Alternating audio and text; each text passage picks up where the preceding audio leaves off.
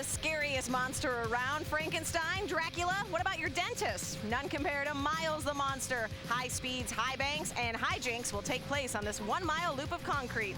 Are you scared? You'd better be.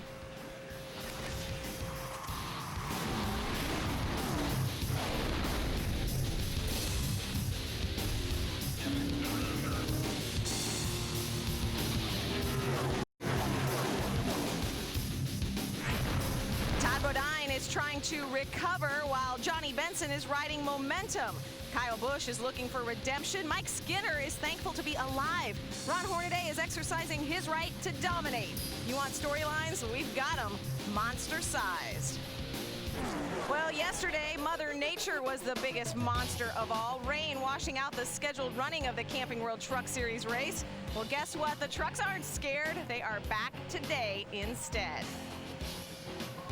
Great weather for round 2 of this Dover race. The Nationwide Series event just finishing up. Brad Keselowski winning that one. The stands have been cleared. New fans coming in. The Camping World Truck Series, not for sissies. So climb out from under your bed if you think you can handle being set up. Hello everyone, I'm Krista Voda. Welcome to the setup live from the Monster Mile, Dover International Speedway.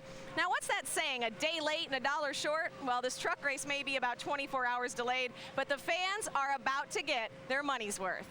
200 laps for 200 miles. Now Ron Hornaday is on the pole. He is actually heading over to his truck, coming out here in a little bit, and alongside of him, Colin Brown. Colin Brown keeping up with the Roush Fenway tradition of starting up front. By the way, Ron Hornaday is a former winner at this track. Well, the Truck Series had a week off last week, and if you remember back to the week before, it's probably a good thing. Some guys left with bruised bodies, others with bruised egos. Here's a reminder, a look back at our last race at Lowe's Motor Speedway. Gentlemen, start your engine! You will see them 3 and 4 wide, and will make moves that will take your breath away. Oh, easy. Taylor Lawson was completely sideways and spinning through the grass. Skinner gets hit hard down into turn 1. I'm okay. Glad you're talking, buddy.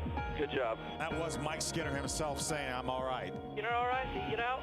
Yeah, they red flagged it. I don't think TJ Bell had a prayer. No. Honestly, I was more worried about Mike than anything. I knew we were tore up. We weren't getting back out there. I was just hoping Mike was okay. I went to pass a truck that was a lot slower than us, and he run me down in the grass, and I blamed myself. I knew who I was racing with right there, and I probably should have let off the gas. While it's tough on paper to see the point leader have a crazy crash like that, the good news is he's going to walk away. Problems on the racetrack. Colin Brown into the wall. The 16 of Brian Scott as well. He was your race leader. I just got turned, man. He didn't do anything wrong. Yeah, it was my fault, but I'm the idiot that's out here running 160. They're calling it rough driving, and so Kyle Busch will go to the back of the longest line. Oh, Brown's sideways. Line goes around. He was your race leader, and into the wall he goes. He's going to take the Longhorn Chevy Silverado back to victory lane at Lowe's Motor Speedway. Thank you for the opportunity to drive equipment like this. It's unbelievable. Good for an old man there. Not too shabby. And no doubt about it, Ron Hornaday, the man with the momentum. Of course, the win at Lowe's, the new point leader, and starting on the pole today. So what's the biggest advantage of beginning this race out front? I don't know if there's advantage or not. The sun's out. We practiced all day yesterday and with no sun. I should say the day before, and then we qualified, you know, when it was misting out. So I know we've got a lot of adjustments in the VFW Chevrolet, so we'll see what we have for him. Ron Hornaday on the pole today, looking for career win number 41, and more importantly, his second in a row. Krista? All right, thanks, Adam. Of course, Ron Hornaday is the man on top, as Adam said. Mike Skinner just 84 points back, fighting to get that top spot back. Matt Crafton is only 5 points back from Skinner.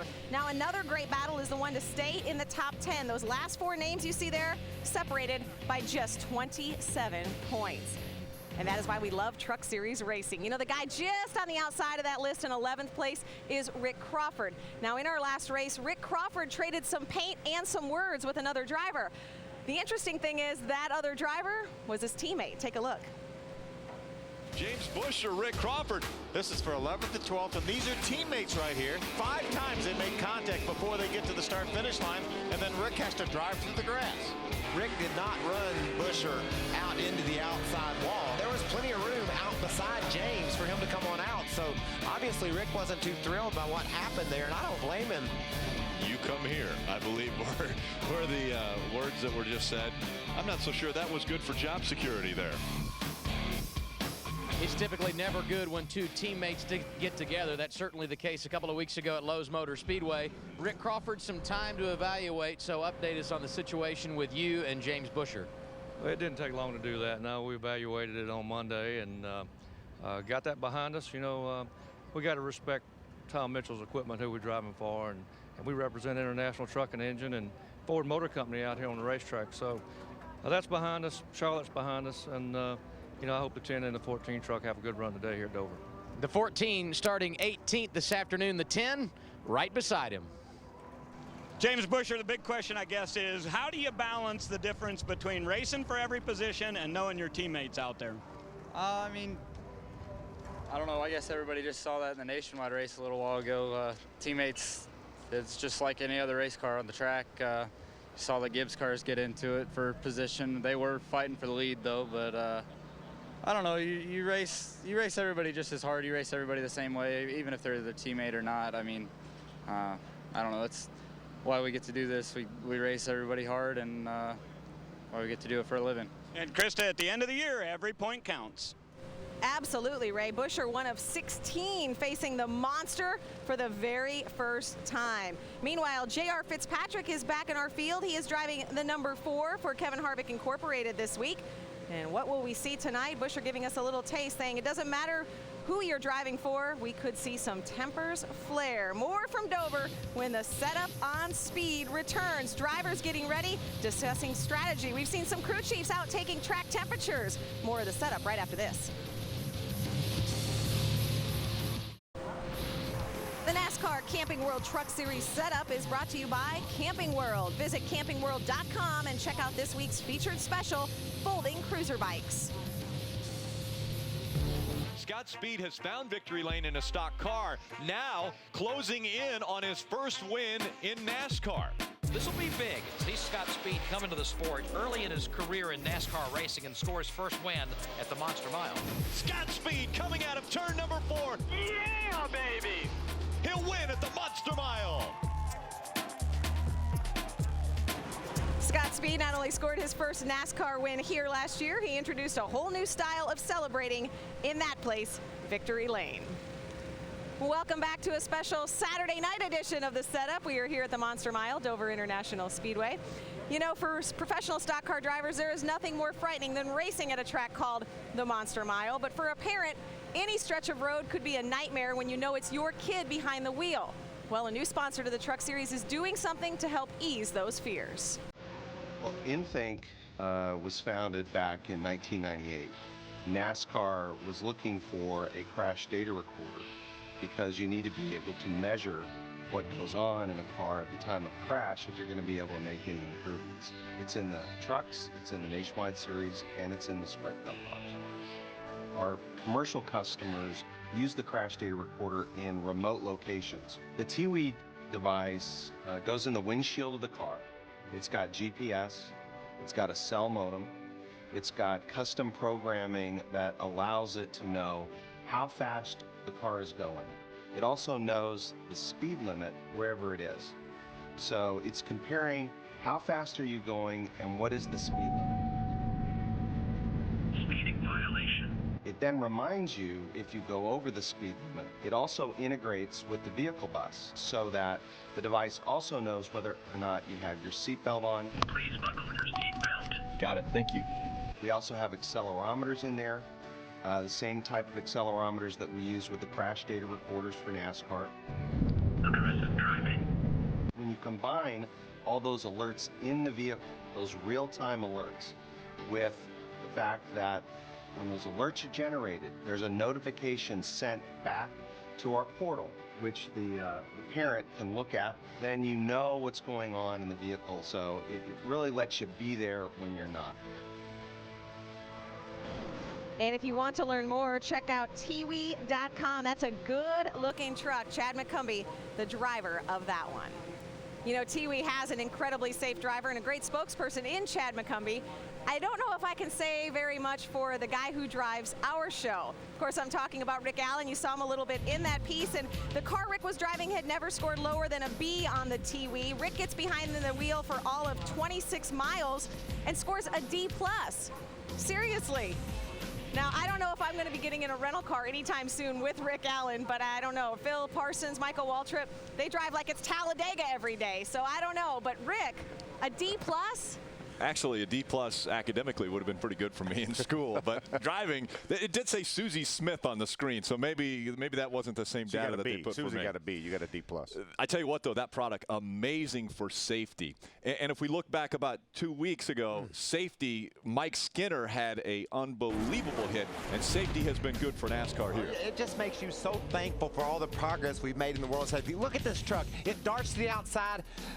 Bam! Into the outside wall, and at the same time, TJ Bell hits him in the back. He had 2 impacts at the same minute. That's when, at the same second, that's when the Hans device works. That's when that safer barrier comes into play. And when Mike Skinner said, "I'm okay," man, that was a relief, wasn't it? What a crazy crash. Yeah, I tell you what, Mike Skinner very lucky there. A guy who's been unlucky has been Todd Bodine the past 2 races. He really has. He started off the year on fire. He finished first, second, and third the first 3 races. And now he's run into a stumbling block. Here's Kansas 2 races ago. He gets into the outside wall. He was on the inside of another truck, got loose, lost the air off the spoiler, and then comes back the very next race. You see him battling. He's actually leading the race on the inside of David Gillen. Same type scenario. The problem is Todd is a veteran.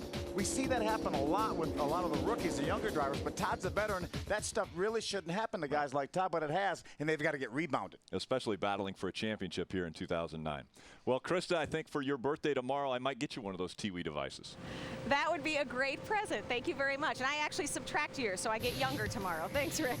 With pedal to the metal, it will definitely be a monster mash. Forget about Elm Street. The nightmare on DuPont Highway is about to begin. You can leave if you dare.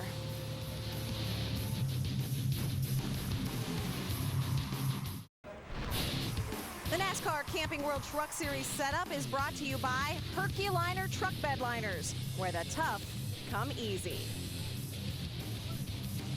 Beautiful weather in Dover, Delaware. Quite a change from what we saw yesterday. You know, the trucks are lined up. They are getting ready to race. The truck schedule has been pretty light this year until now. Tonight begins a 5-race stretch for these drivers. Before we drop the hammer, we need to bow our heads. Let's head trackside for tonight's invocation. Race fans, once again, I ask you to please rise for today's invocation being presented by Chaplain Jay West, 1st Battalion, 3rd United States Infantry Regiment. Let us pray. Almighty God, you have blessed us with a wonderful day, a day in which we're proud to stand as Americans racing here at Dover. We ask your blessing upon this event. Keep each one here safe and grant us your peace and your protection. Amen. Please remain standing. It's once again Samantha Dorn of Cesar Rodney High School Junior will present today's national anthem. Oh, say, can you see by the dawn's early light what so proudly we hailed at the twilight's last gleaming, whose broad stripes and bright stars through the perilous fight o'er the ramparts we watched were so gallantly streaming, and the rockets' red glare, the bombs bursting in air, gave proof through the night that our flag was still there. Oh, say, does that star-spangled banner yet wave o'er the land of the free and the home of the brave? Thank you, Samantha.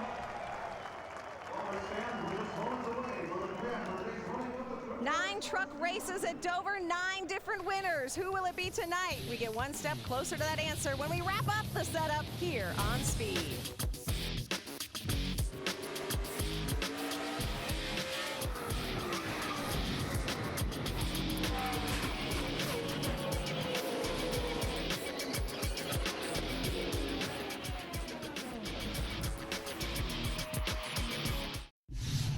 The Advance Auto Parts Advanced Look.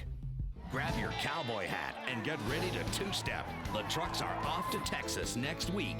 Can our points leader make it 3 in a row at the Great American Speedway? Don't miss any of the action, starting with the setup at 8:30, followed by racing under the lights at Texas Motor Speedway, live on Speed. Big track, big hats. I love hats. Of course, plenty of things to make you flip your lid still here in Dover. NASCAR race day on Speed tomorrow morning, followed by NASCAR on Fox and the Autism Speaks 400. Can't wait for that. But we're talking about the Monster Mile, and this track has plenty of tricks up her sleeve. Let's get some more thoughts from Ray and Adam. Adam, let's start with you. And Krista, Johnny Benson, the defending series champion, in bounce-back mode after a tough effort a couple of weeks ago at the Lowe's Motor Speedway, and this may be the place to get it done. He has won 3 times at concrete facilities in only 14 Truck Series starts. He's been in the top 5, 7 of the last 10 races. JB rolls 7th this afternoon to Ray Dunlap.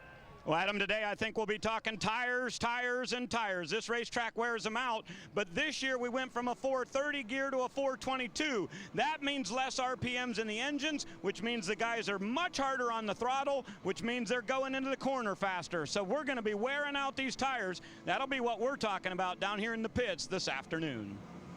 All right, thanks, Ray. I know something else Ray and Adam are going to be talking a lot about, the new pit road here at Dover. They now have wider and longer pit stalls, so we could see a much more interesting race on pit road. You know, pit stops are always big in the Truck Series because remember, we have different rules than the other series. What, you're new? You don't know about them? Well, you'd better stick around, that's for sure. We already told you, Hornaday's on the pole, Colin Brown alongside. Did we mention we have Kyle Busch in the field too? He just finished a nationwide race, so he is ready to go. These drivers have been waiting 24 hours. We're not going to make them or you wait any longer. Let's go trackside for the command. And now for those most famous words in motorsports, the CEO of AAA Mid-Atlantic, Mr. Don Gagnon. This time is for real. Gentlemen, start your engines.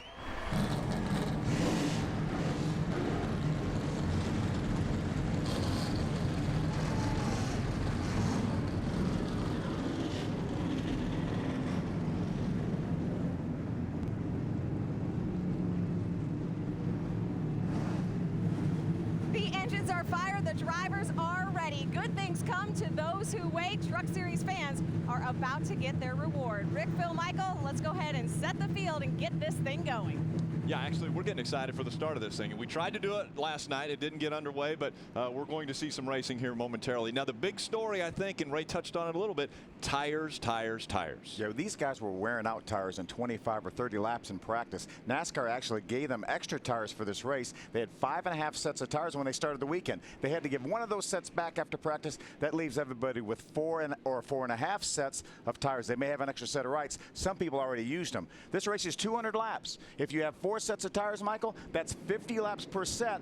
They're going to have a competition caution at lap 35. If you stop and put tires on then, that means you're going to have to run over 50 laps on one set of the tires, and that's a big concern down in the garage area because this track has not rubbered up like it typically does. And you're talking about concerns. These drivers in these trucks, they've got a lot of concerns. It was Thursday when they last practiced. They went out and qualified yesterday morning in a bit of a mist, of cloudy, overcast conditions. They got their brains around that. They were ready to roll off last night, got their motor started, cut them off, it's raining. This track has changed drastically since they went through that Thursday practice. It is rubbered in some, but is it enough to get the tires to go a full stop? It's going to be fun to watch. We saw how Scott Speed won last year, used some strategy. The guys in the second half of the field, they need this track to rubber in, so maybe they can use some strategy to get toward the front. It's going to be fun to see how it works out. And after the nationwide race, we've seen a lot of rubber that's been put down on the racetrack. So it's going to be a completely different racetrack for these guys as they roll out onto the racetrack. On the bottom of the screen, you see the starting grid. It is rolling across there. Ron Hornaday, with his 21st career pole, will lead the field to the green flag. Want to take a look at our ZMAX track description of this mile, and it's a monster. It is a monster. Krista talked about this being a monster. This is a fun racetrack, though. This is a racetrack that you have to be aggressive. You have to attack it. 24-degree bankings in the corner, but 9 degrees on the straightaway. If you get trouble on the straightaway, Michael, you're probably going to hit the wall. Yeah, and if you're the spotter, you say stay high, because if somebody starts spinning, they're going to go low. Take a look at our Royal Purple race analysis. 36 trucks starting, 200 miles, 200 laps. You see the pit window, Michael, 75 to 85 laps. That's for fuel. Nobody thinks they're going to go that far on tires today. We'll be riding along with a few different drivers today. We'll ride along with the Toyota onboard that Mike Skinner will be carrying. James Busher also will be holding on to one of the cameras. Actually, it will be mounted in his truck. He's got his hands full after his last race where he went side by side and door to door with his teammate. Now Matt Crafton will also be carrying one of the cameras in his 88 Chevrolet with the new sponsor on board this week. And the 07 of Chad McCumbee with TV.com on board. He will also carry one of our cameras today. Our speed spotlight, we shine a light on a few different drivers. Ray Dunlap, I believe Dexter Bean is in your spotlight today.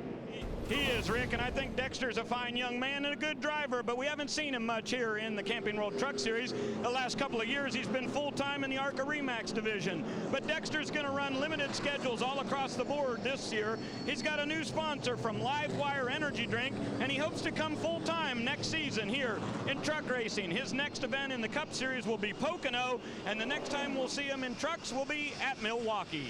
Adam? Timothy Peters starts 19th today, Ray, and it's good news that he's here because there was some question how long this team could run because of funding, but strutmasters.com has come on for the remainder of the year, so you will continue to see that 17 truck running for a championship. Krista? All right, thanks, Adam. We are so excited. So many storylines. I know you, the fans, these drivers have been waiting an extra day to get this race in. They are NASCAR's Venus Mongrels, the Truck Series drivers, and they are about to take on one of NASCAR's scariest tracks. All eyes are on the Truck Series at the Monster Mile. It's the AAA Insurance 200 miles, 200 laps, 36 intense drivers. Are you ready? Don't go anywhere because our race, the Camping World Truck Series race on speed, starts now.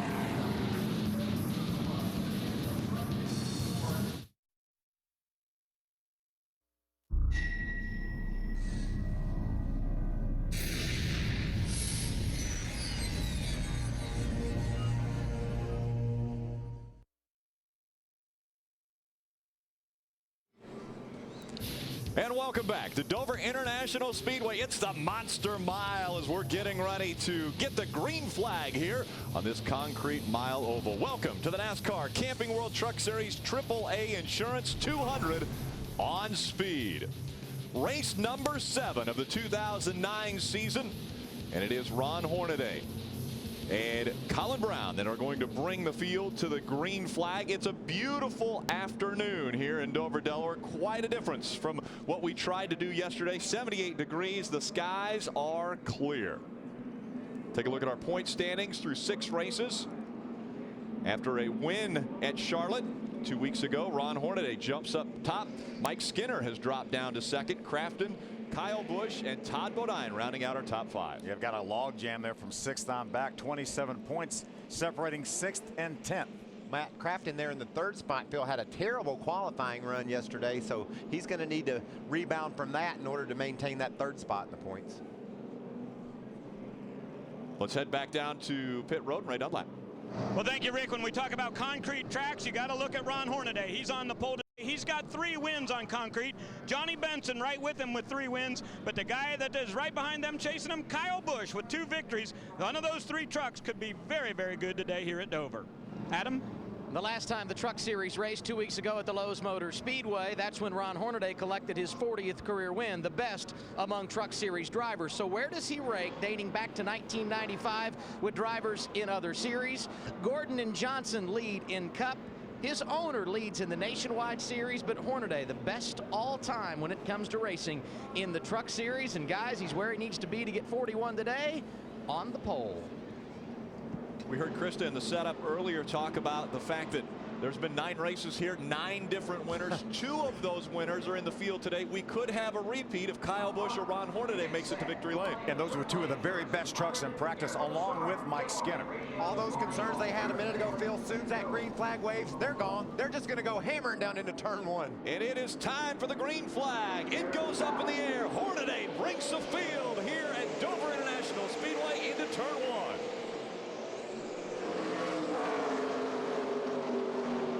Look at Kyle Busch on the outside, making it 3 wide already. He just decides to go somewhere where no one else is. Doesn't matter how high or wide he has to go to do it. Look, 3 wide off turn 4 now. Chad McCumbee on the inside. Johnny Sauter in the middle. Kyle Busch on the outside. 3 wide across the stripe. Oh, trouble. That's Mike Skinner. Mike Skinner sideways across the start-finish line. What a save. That thing had turning back to that outside wall written all over it. Looked a whole lot like it could have looked like Lowe's, didn't it? Remember how loose this truck was qualifying. Look, he may have a problem. He's trouble. Wall. Another truck just behind him. It's J.R. Fitzpatrick in the 4. Hold the brake. Hold the brake. That's J.R.'s first ride in a Kevin Harvick Incorporated truck. Coming off tours. Looks like the left front is flat on that truck. But obviously contact was made to the wall too. Yeah, JR felt like he had a flat though. Here's Mike Skinner. Let's see if we can take a look back at what happened to Mike Skinner. Look, he's on the inside of Terry Cook. They get together. Terry gets completely sideways, as does Skinner. What a great save by both those guys. I can't tell you the job Skinner did. That thing was just committed, it looked like, to get back into the outside wall, but he was able to save it. Let's watch him down on the inside.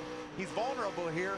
Gets into Terry just a little bit. It about wrecks him. But look at the job Terry Cook does. Did you see how far his wheels had to be turned to the right to save that truck? Great job by Mike Skinner to hold on to that truck, as well as Terry Cook. They stay going straight while they were in front of J.R. Fitzpatrick. This is him coming out of turn 2, and he is completely sideways and gets into the inside wall. He was on the inside of another truck that could have robbed that truck from some air on the rear downforce, just like we saw earlier with Todd Bodine the last couple of races. Just another look from the 4th turn, Cameron. You can see, looks like all 4 tires are probably up right there. I think that air just got him, Phil. He got down, pinched down on the low side, and the thing just spun around on him. This is what the 10 of James Busher saw just in front of him. Oh, he clips that apron just a little bit. You don't have to touch that apron much for it to upset that truck. 24-degree banking in the corner. The apron may be banked about 4 or 5 degrees, but that's quite a transition. Terry Cook on pit road. Yeah, a little contact between him and Mike Skinner, so some left side damage to that number 25 of Terry Cook. J.R. Fitzpatrick is bringing his number 4 onto pit road. Again, we heard Krista in the setup talk about the rebuilt pit road, and let's go down to pit road. Ray Dunlap. Well, they want to check the tires out on that Ford truck for sure, and John Monson, crew chief, said make sure you guys pull on those fenders a little bit, get it away. They'll go to the right side and do tires over there and get JR back to the racetrack. Now to AA. And Mike Skinner, obviously one of the big reasons we were under caution here, squirrely on the front part of the straightaway, and they thought they had a right front tire going down. Mike said he wanted to pit, but then after they talked about it, they didn't want to waste a set of tires.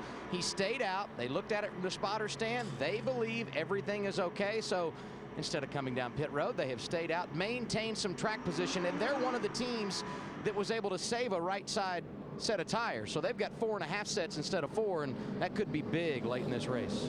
He probably thought he had a tire going down, Phil, a little bit because he ran into the side of Terry Cook. He might have thought he knocked the valve stem out of it or just cut the sidewall out of it, made him nervous. But man, I can't tell you, both Terry Cook and Mike Skinner, they made saves you don't see every day. I couldn't believe how far Terry Cook had to turn his steering wheel to save that truck.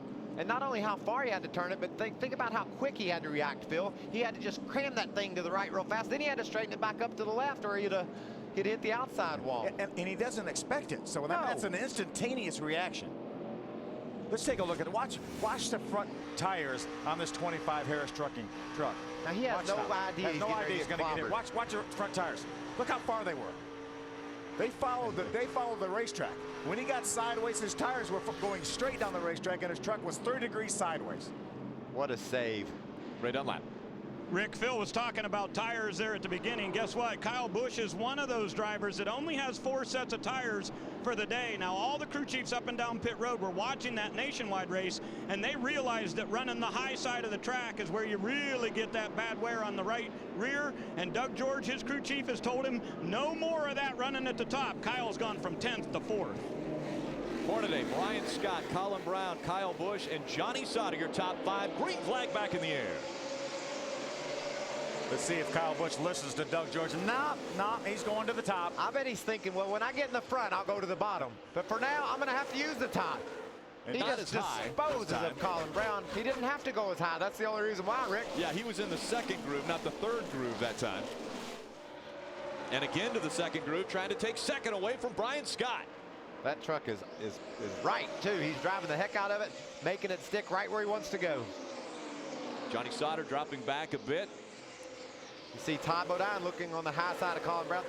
Todd's got to be racing a little bit nervous. You know, he's an aggressive driver, but he's got to say, I got to get to the finish today. I can't mess up again, and that's a kind of a tough way to race, huh, Phil? Contact right there. They had some contact. Debris on the racetrack. We saw it. Yeah, Colin Brown and Todd Bodine got together. Looks like that. I believe that's Mario Goslin there in the 72 truck. Yep. Looks like he's flat-sided that truck. Saw some debris on the racetrack. Some of the trucks got into that also. Got a flat right front tire there. Right side of that truck flattened. Yeah, that's Mario Goslin. Smart, was it?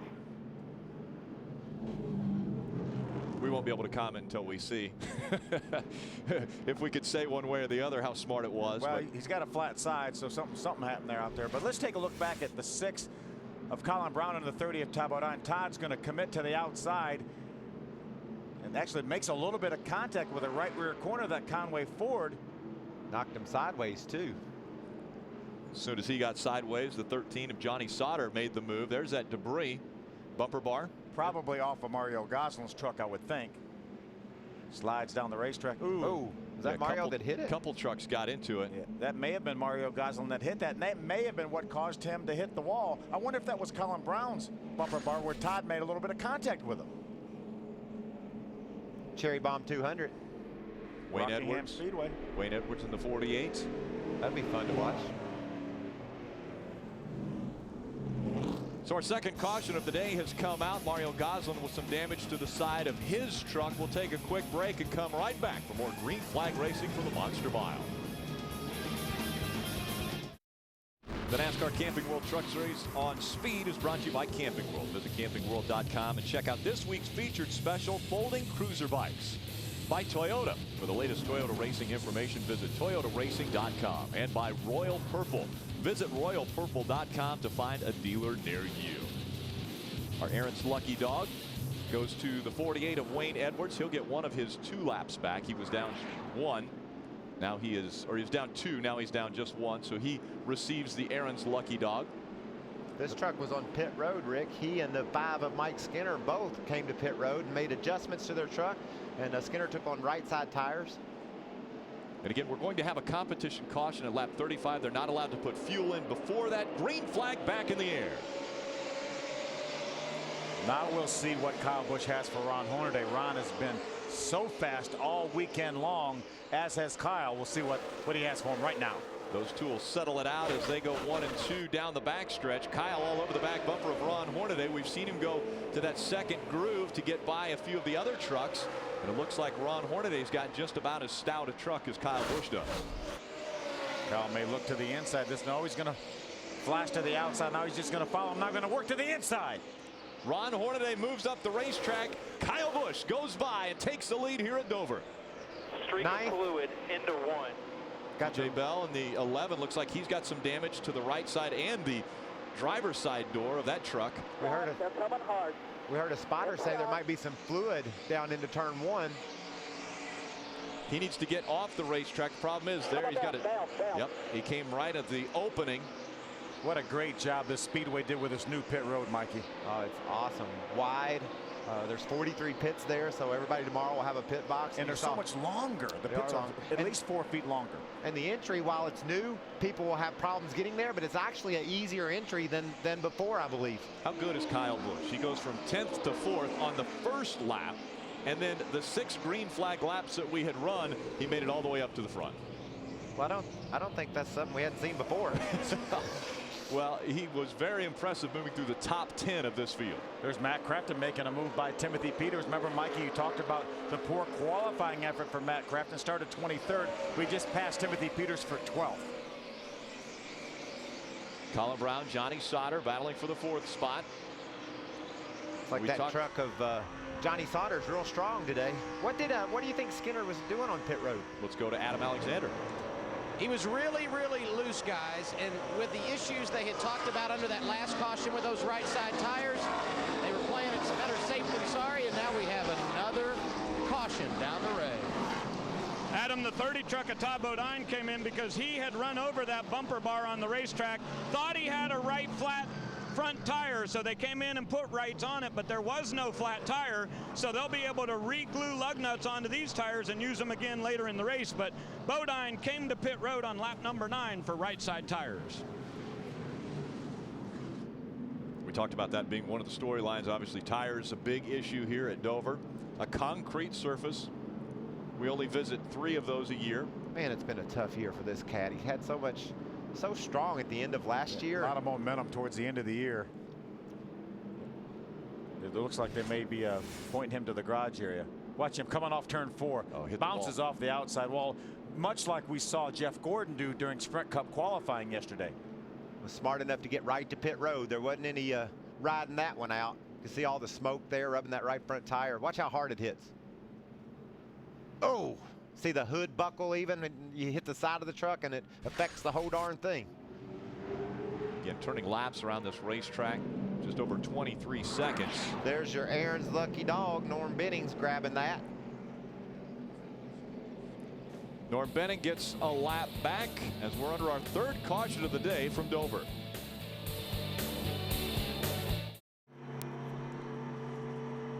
Seen Daily and SpeedTV.com have teamed up to form the most powerful online news in NASCAR. Visit SpeedTV.com now for in-depth analysis, breaking news, and more. Take a look at this shot. I love that shot. And this is under caution. We talk about how smooth Dover is. Look how much travel is in that truck under caution. And that just goes to show you what an important piece of the puzzle those 4 shock absorbers are, Rick. They've really got to smooth that ride out for these trucks so they can keep that gas right next to the floorboard almost all the way around this place. You know, guys, we talk about putting spring rubbers in springs, and that's what that is right there. That is a spring rubber inserted in that right rear spring of Mike Skinner's truck. And the reason why that's in there now is because if they want to make an adjustment to that truck, if it's too loose or too tight, they want to pull a rubber or do some track bar work, they have options. They don't just have a spring in there, they have something that they can adjust.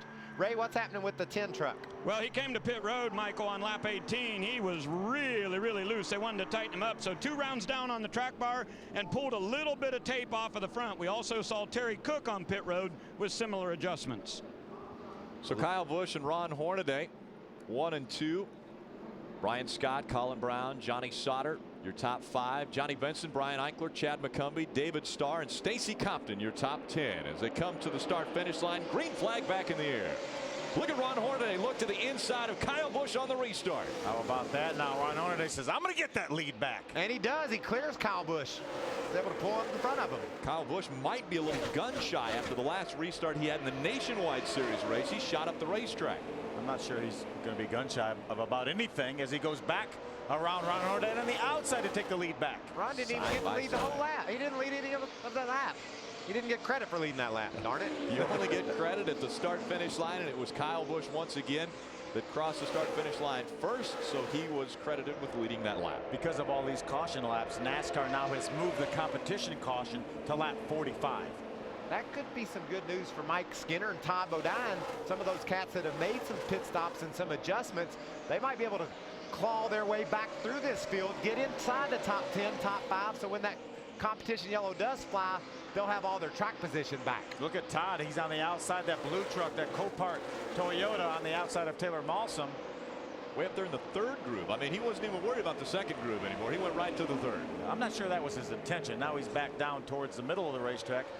That's a 31 of Scott Wimmer, a brand new team, Wintron Racing. Wolfpack Reynolds on board that. They're going to try to run up to a half a dozen races this year. Kevin Sawinski and his guys involved with that. A regular ARCA team moving up to the Truck Series. And they had a lot of success already this year in the ARCA Series, winning 2 races with James Busher behind the wheel, both Daytona and then again, I believe, at Kentucky. That's right. Wimmer's on the outside of Malsa, makes that pass.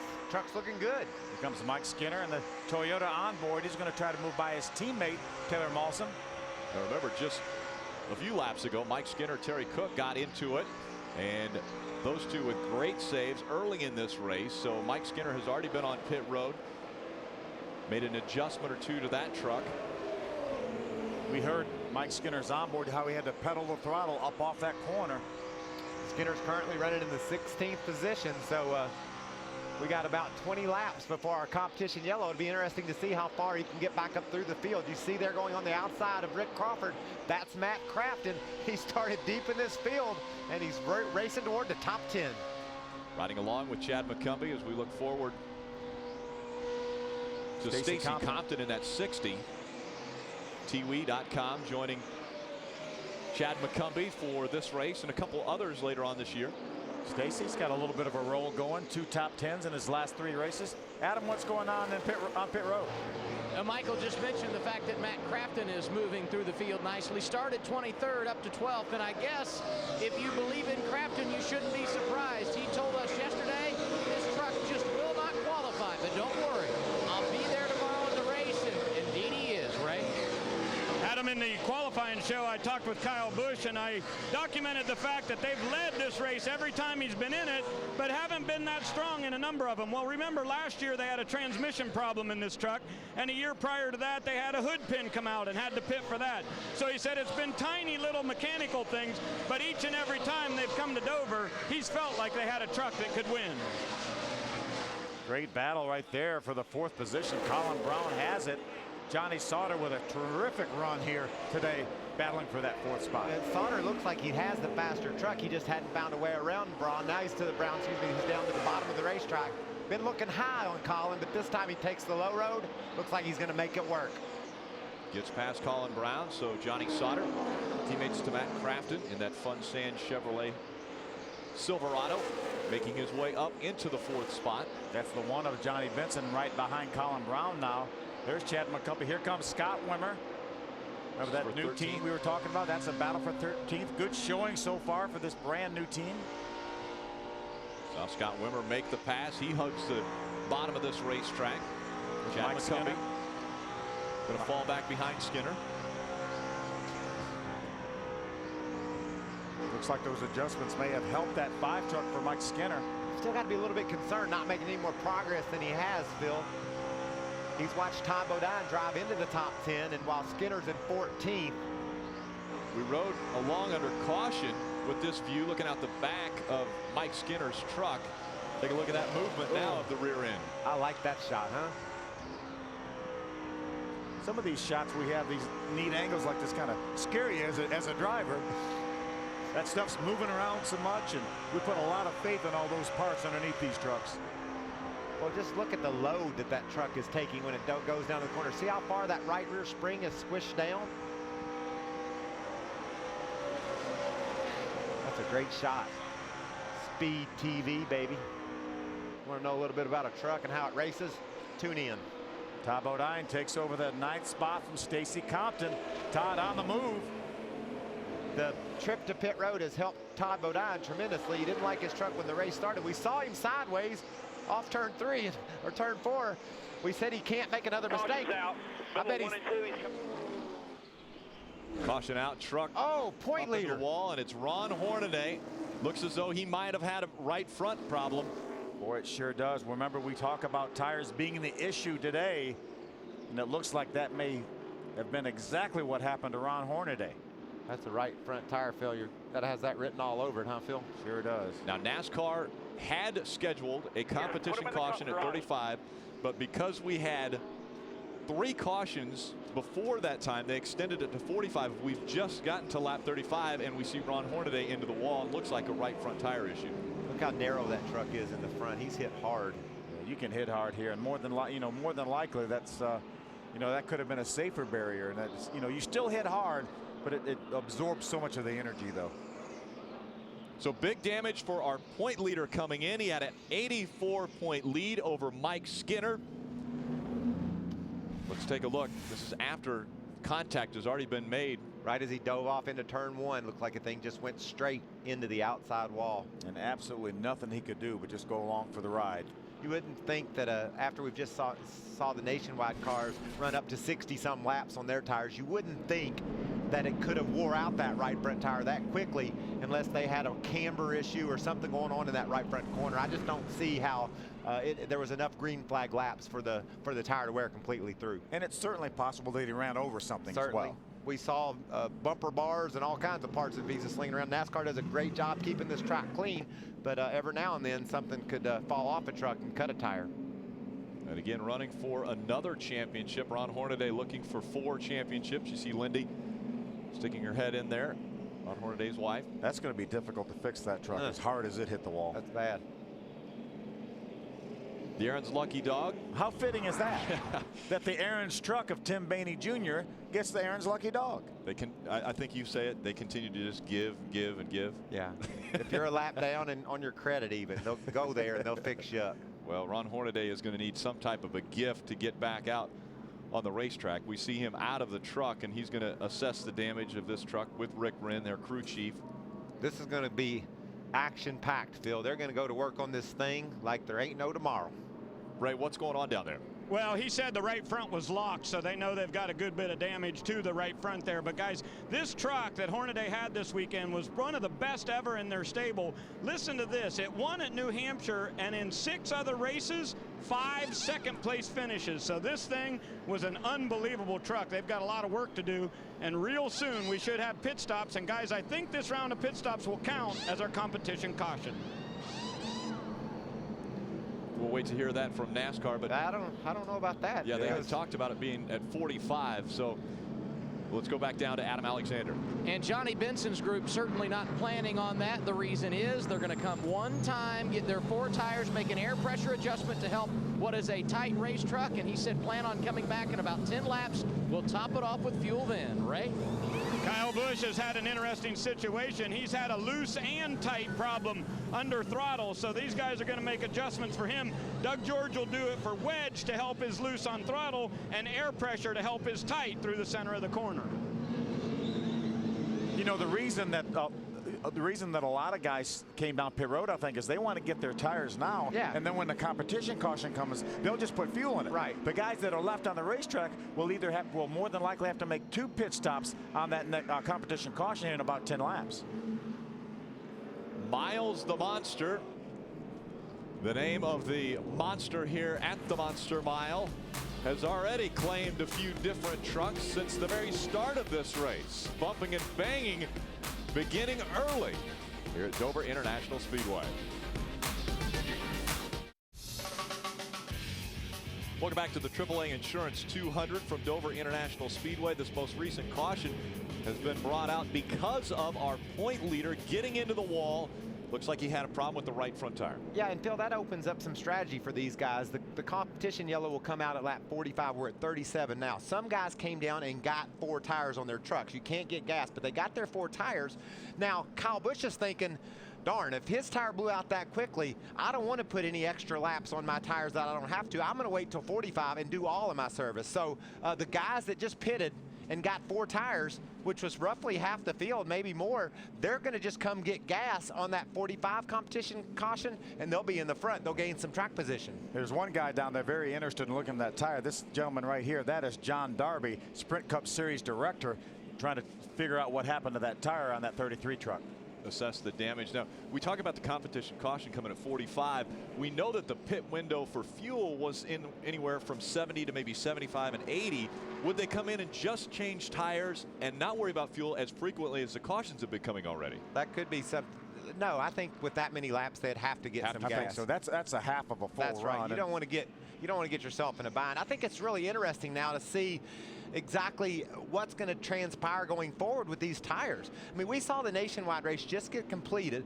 They run similar lap times as these trucks do, and we saw a green flag run of our tires that would go some 60, 65 laps. That should only improve with every lap that these trucks put on the racetrack. So I think it's a freaky deal that Ron blew a tire, but it certainly puts a lot of questions in your head if you're some of these crew chiefs on pit road. Take a look at the hole. Well, he said he locked up the right front, so obviously that wore that hole in the tire that we saw there. It's Kyle Busch up front. Brian Scott is right behind him as they come out of turn number 4. Green flag back in the air. Brian Scott maybe taking a look to the inside of Kyle Busch. But he was in the action of passing before the, isn't that how you say it? Yeah, I think he might want to rethink that. Settle in there. Yeah. You can't start your pass before the start finish line, and he started it. You can't on the inside. Now you can drive around the outside of him if there's room, but he started that pass prior to the start finish line, so it's a good thing he couldn't pull it off. Yeah, and he's fine now because he got back behind him. He would have had to have given that spot back. Good battle right here. That's Brian Eichler, the Samsung Instinct Toyota teammate to Kyle Busch, moving by Colin Brown. What about this Top Bodine with him? What about this Brian Eichler kid? Up to the 4th spot. Saw him out in Kansas City driving like a veteran, finishing up in the top 5. Take a look at the right side of your screen here.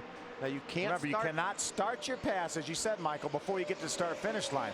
Here they are approaching the start-finish line right there. He is in the act of passing. So had he pulled that pass off and not given that spot back, I think NASCAR would have brought him in. And on the left side of the screen, look at Rick Crawford. He's up on the inside of Colin Brown trying to take away that 6th spot. Got Fords running side by side. Colin Brown on the outside in the Conway Freight, number 6. And I love Wimmer in this 31 truck, racing up toward the top 5 in their debut here. Strong team out of the ARCA Remax Series. Scott Wimmer, excellent race car driver. Won in the Nationwide Series last year at Nashville. Was just running in the top 10 of the Nationwide. Had a great run going and cut a tire down. And still ended up finishing 18th, but had a good run going, probably a top 10 run.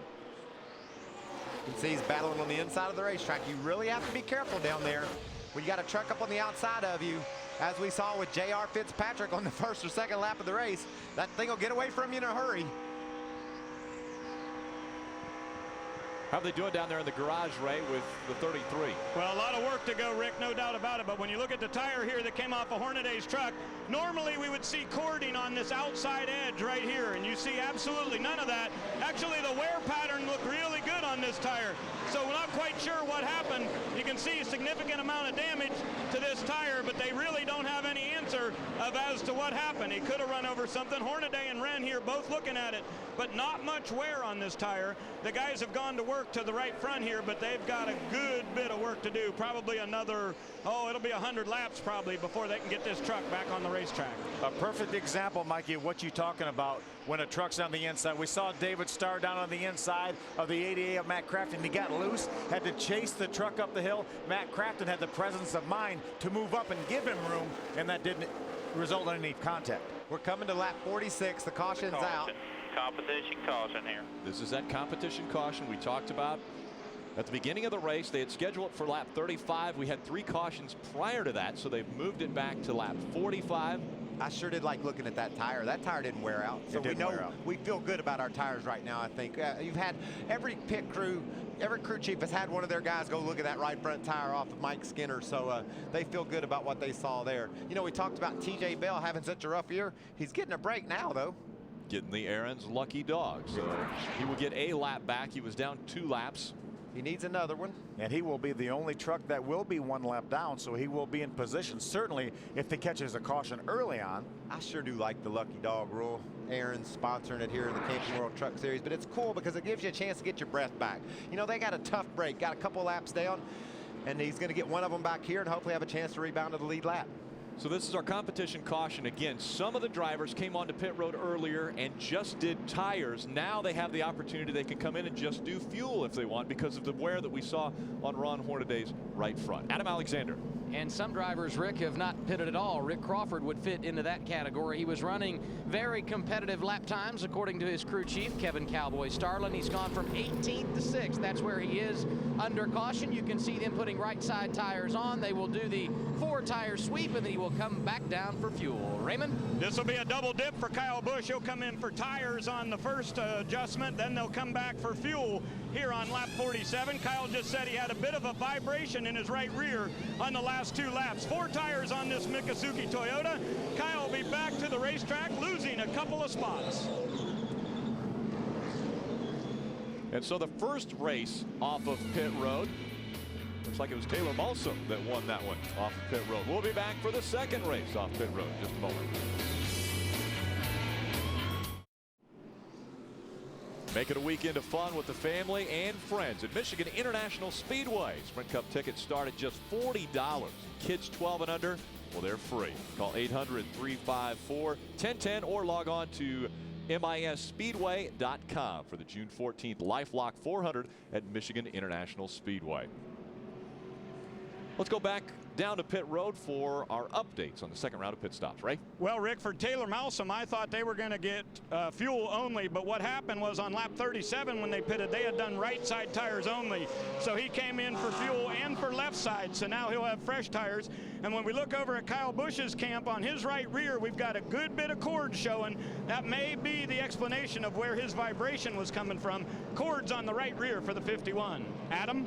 Johnny Benson started in the 6th position. He is up to the race lead. That because they pitted at lap 36 for tires, and under this caution came down at lap 47 for fuel and an adjustment. We'll see how the defending series champ handles life out front this afternoon. Remember Doug George cautioning Kyle Busch not to run high because there's less rubber up there. Kyle Busch coated that right rear tire, and that's probably only about 30 laps of green flag racing. You can see the strategy that some of these teams have played. Timothy Peters up to the 2nd spot. Stacy Compton's 3rd. Jason White in his gunbrokers.com truck is 4th. So these guys, Matt Crafton, we talked in the pre-race, Rick, that these guys would need some good tire wear to use strategy to get toward the front. Matt Crafton's pulled it off. He's up to the 5th spot. Before we see the green flag, it's time to take a closer look into the camping experience with Camping World's Destination Recreation. It's Camping World's Destination Recreation. You know, it used to be the only way to be fashionable at the racetrack was if you had a really fast golf cart. But these days, I'm seeing a lot more people riding around on a super fun cruiser bike. And what's not to like about them? I mean, after all, you get really great exercise. But some people didn't want to take a bike because you need a bike rack on your RV. But not anymore. This bike's exclusive to Camping World, and watch this. One snap, and boom, it folds up, goes away. You can pick the seat off, remove the handlebars, and it doesn't take up much space at all. And all you got to do is go like that, and it's ready to go. For the next 2 weeks, you can get $40 off this one at Camping World. But right now, I got to go to Mikey's. He's cooking ribs. Why weren't we invited I didn't get invited for the ribs. I had ribs. That's why I'm doing this. Well, next time, how about invite all of us? It's funnier if you can see me trying to suck the ribs out of my teeth. But I like having Ray over. He's informative. I'm sure he is. How about another informative man from pit road, Adam Alexander? Just to keep you posted on what Timothy Peters is doing right now. He came down to lap 18, right side tires only on that stop. That opened the door for fuel only here at lap 47. So he has gained a ton of track position. And I guess now the question becomes, how do these tires hold out that are older than some of the others deeper in the field? And I think we're about to answer that question. We'll find out awfully quick. We'll see how long it takes Kyle Busch to get back to the front. It only took him 6 laps at the start of this race to get up front from the 10th starting position. Green flag back in the air. It's Johnny Benson just in front of Timothy Peters. He's already passed one truck, Kyle Busch has. Johnny Benson's throwing a little block on Timothy Peters, getting down in turn 1, keeps the lead. Stacy Compton looks to the outside of Timothy Peters, trying to take over the 2nd spot. Side by side, a battle now for 3rd. We see Kyle Busch moving up right on the back bumper of that Australian gold 88 Chevy Silverado of Matt Crafton. Oh, a little contact, it looked like, with the wall there. James Busher, I believe. These trucks get so close to those walls coming off for 2 and 4. Oh, sideways for Kyle Busch a little bit. Never let off. Shot out of turn number 2 and down the backstretch. Going to try to take away the 3rd spot from Jason White. He went from 10th to 6th in 1 lap, and now he's going for 4th or 3rd. And he got it. What about the 23 truck of Jason White? He keeps turning up toward the front 5, front 10 of these races week in and week out. That's good progress for that team. That's fun to see. It really is. Had a good top 10 finish here a couple of races ago, and see him here trying to keep it going. Racing on the outside of the 60 truck, Stacy Compton. It was Matt Crafton, the 88 truck on the outside of Stacy Compton. What about Jason? He's hanging right with Kyle Busch. Kyle Busch up to 2nd. There's a race behind him for the 5th spot. you know, Dover's one of those tracks that's kind of a great equalizer. Not a whole lot of aero, not a ton of science that goes into it. Here you need your truck. You saw the truck of Skinner's, all that movement is the shocks and his springs. You just need a truck that's mechanically sound, that will mechanically handle, and a driver who likes to go fast, and you can have some success here. Remember when Chad Chaffin won that race here back a few years ago in a truck that we thought he was outmatched in, but he took it to victory lane. Here's Dennis Setzer, that 8 truck going by James Busher in the 10. I talked to Dennis earlier this morning, and I said, how's your truck? He said, I'm telling you, really struggling. He said it just slams down on the racetrack, but looks like he has a pretty decent piece going right now. He's up to the 10th spot. James Busher behind him. We see Todd Bodine in the 30 moving up to the inside of Busher, trying to take that spot away. 3 wide. Yeah, Brian Scott in the middle of 3 wide. Johnny Sauter on the outside, Colin Brown on the inside. Todd Bodine getting all sideways up underneath the truck of James Busher. We saw what happened the last couple of races with Todd on the inside of other trucks, and now looks like he's going to be able to make that pass on James Busher. Great to see Copart.com on board Todd's truck. Yeah, they also sponsored Harvick's Nationwide car in a race earlier today, so I like these cats. They're all in. They're using NASCAR racing to market their goods and services, and that's a good thing for our sport. Couple rookies side by side. Brian Eichler on the inside, James Busher on the outside. Those two fighting for position right now. That's a battle for the 11th spot. Great to see. Slow up high, you see him. Great to see Samsung Instinct on that truck. Oh, wow. Issues with Timothy Peters. He slowed on the racetrack, and some great driving there to avoid him. Is that a right rear flat? Left side, guys, left side. Left side flat. Left sides. That was a great move by Colin Brown to avoid Timothy Peters. Well, let's watch and see how these guys avoid him. Mike Skinner had a close call as well, it looked like. There's Timothy up high. Watch this now. Look at the speed difference. Colin was going to try to go around the 16 truck of Brian Scott. Watch this now. This is Skinner riding along with him. That is so close. Johnny Benson continues to hold off Kyle Busch. A couple of truck links. These trucks have been basically breaking even. Last time the 16 and the 30. The 30 is well, the 15's back here too. Lap prior to, Kyle Busch ran about 2 or 3 tenths quicker than Johnny Benson. Then that time, Johnny Benson was faster than Kyle Busch. So they keep breaking even. We saw Timothy Peters. He was running 6th when it looked like he had problems, and he's dropped back now. Adam Alexander, what's going on with Timothy? Nice job, and he's been on pit road. They put left side tires on, and they had not changed those tires today. When they came down lap 18, it was right side tires only. We'll check and follow up to see what the issue was. Looked like a left rear, Ray. I want to give you an update on Todd Bodine. When he pitted the last time, he had cords on both right side tires. So Todd said he's going to take it a little bit more easy on the racetrack right now, try to make his entry a little bit different. There is talk down here in the garage area that Goodyear may be able to give these teams one more set of tires. NASCAR has not made that decision yet, but there is conversation going on.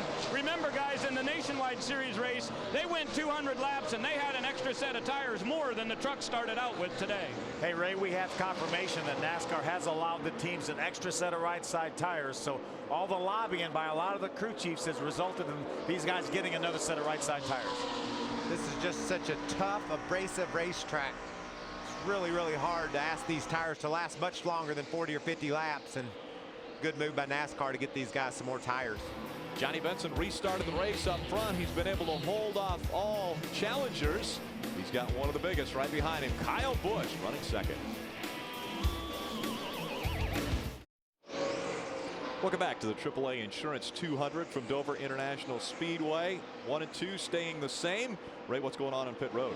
Well, Taylor Malsom had to come down under green here. This is going to be a death sentence for a good run today. They had to put right side tires on that truck. He said he had a real bad vibration on the right front. He's back to the racetrack, but coming in under green, never good here at Dover. Yeah, they're clipping laps off at just over 23 seconds, 24 seconds now. Battle for the lead, and it was not a challenge right there. Johnny Benson drops back to 2nd, and Kyle Busch takes over the top spot. And Johnny Benson's probably saying, that's okay right now. We've proven we've got a fast truck, led this race quite a lot. Just make sure my tires are okay. That's the way Johnny races. He's going to be a smart guy.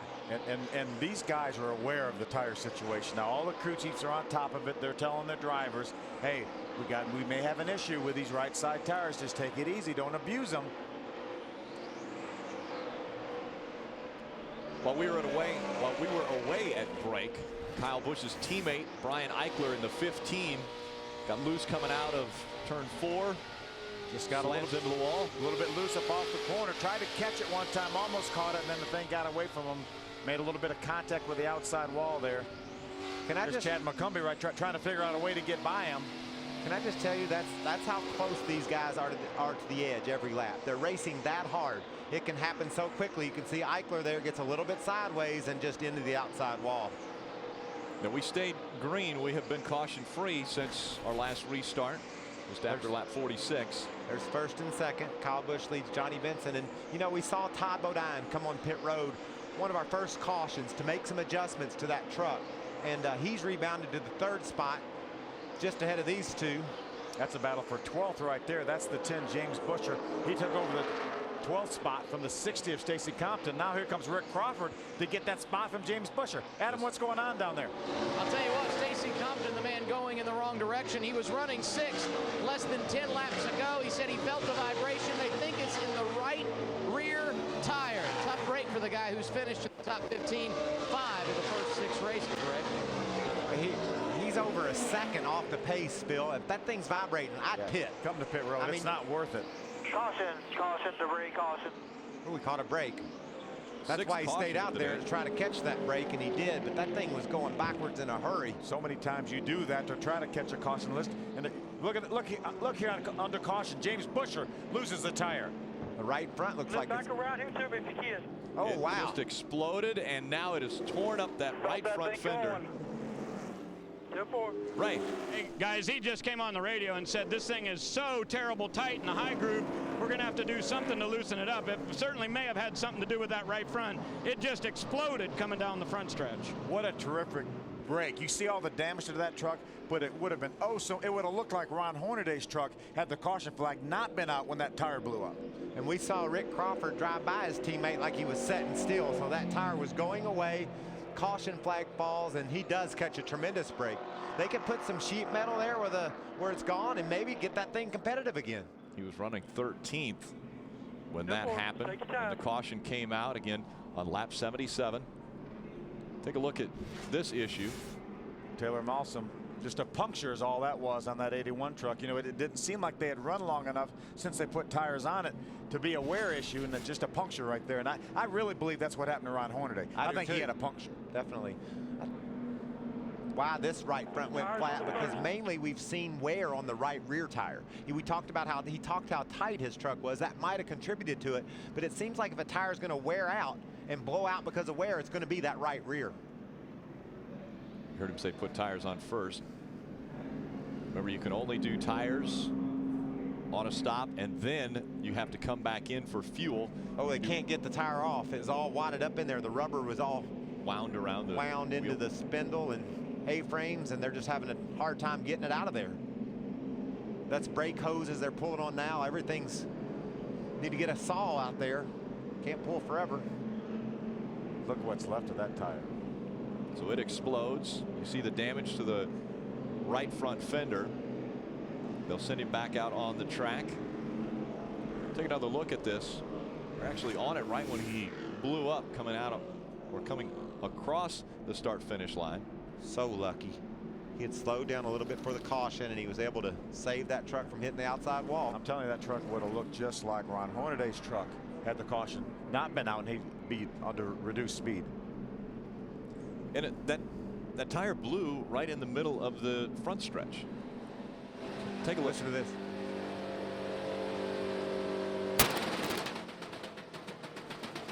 That hurt my ears. Oh, it hurt my heart, because I know when you hear that sound, what's fixing to happen next, and that's the outside wall. You could hear he was out of the throttle, about half throttle down the front straightaway, and still the tire just blew that right front fender plumb off the truck.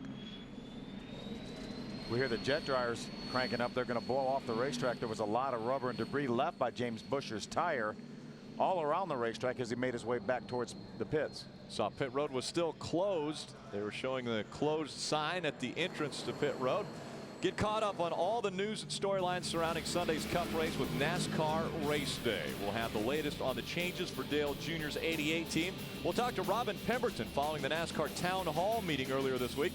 And Wendy's Real Deal interview is with Coke 600 winner David Rudiman. It all starts at 11:30 a.m. Sunday, NASCAR Race Day, built by the Home Depot. A lot of stories in NASCAR this week, and a big story here. Our point leader coming in, Ron Hornaday, has a tire issue on the right front and hard into the wall, and that's the damage that they are working on right now, trying to get that truck ready to go back out on the racetrack. I think you just about have to replace everything on the right front corner of that truck, and that's what they're doing right now. I saw somebody carrying a upper control arm away. I'm sure it's probably going to take a spindle, upper and lower control arm, sway bar arm. 6 cautions already here at Dover International Speedway. Miles the Monster right now looks to be winning.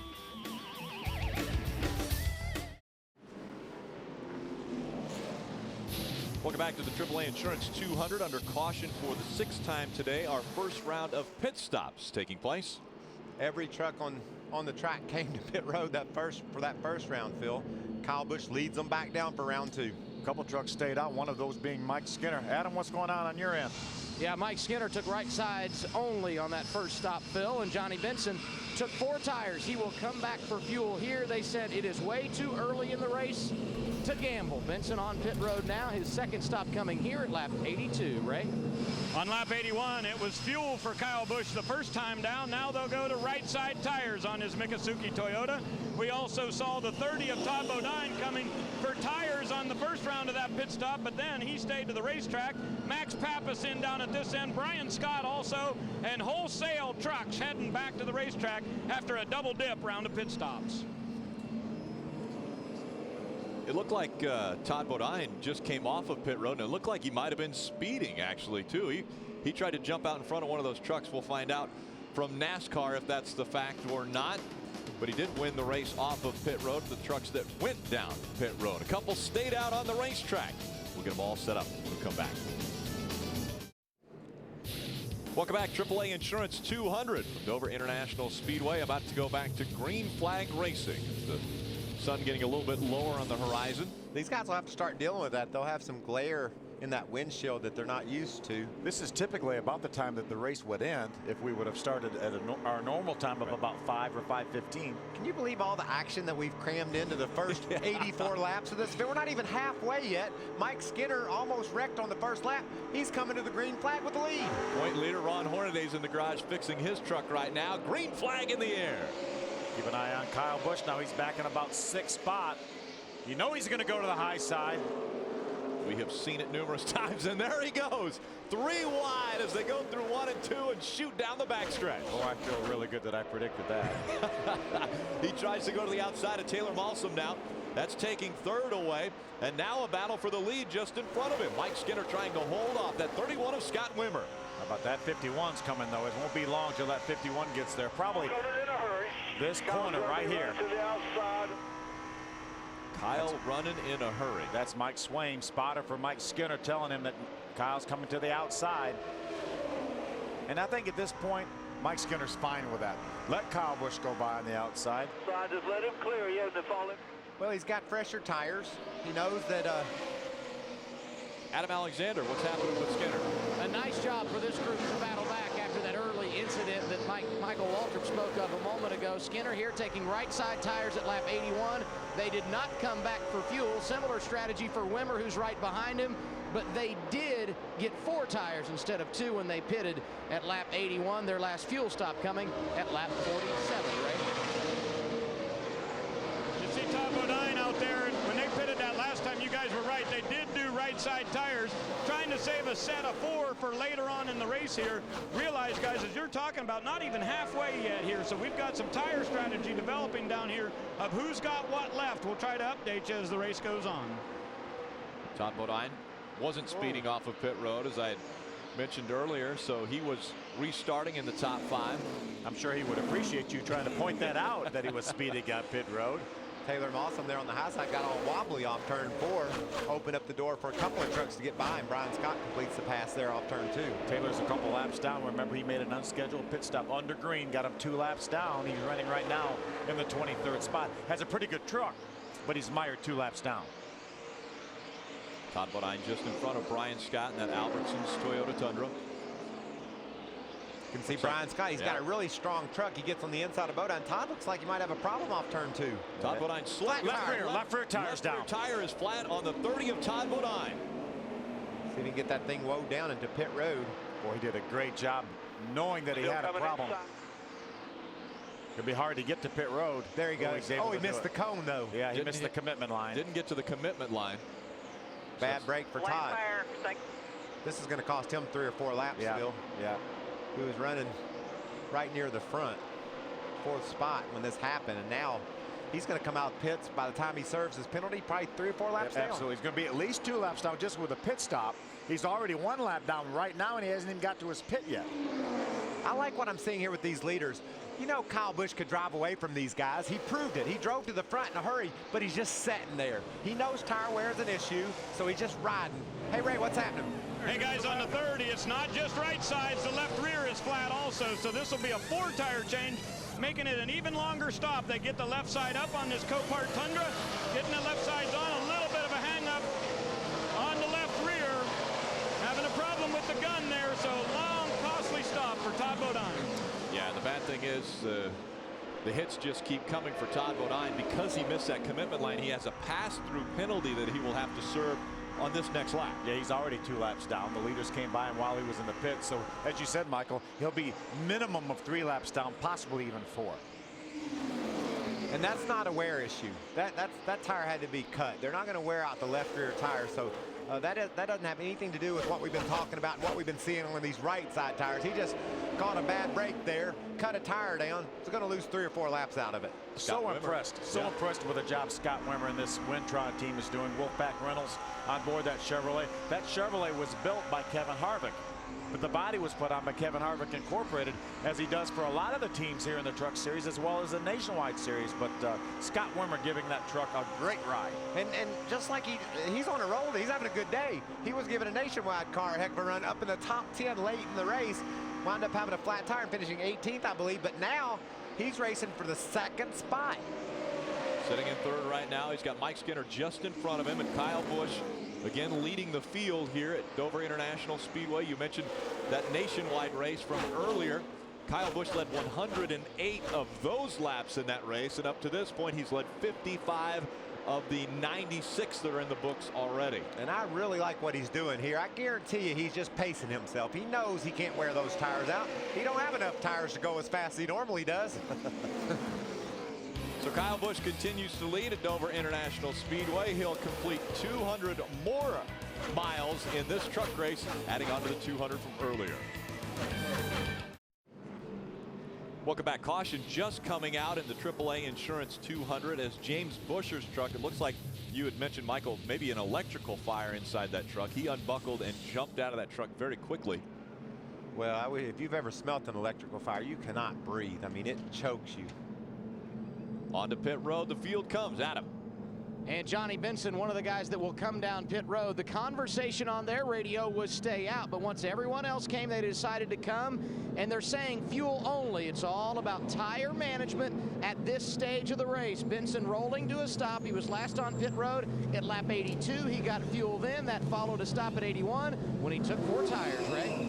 Kyle Busch wasn't sure that they should pit here, but Doug George says there's no way we can take a chance for a long green. They'll put 4 tires on right now, and they'll come back around the next time for fuel. But by going for full tires, Kyle Busch is going to lose about 8 spots.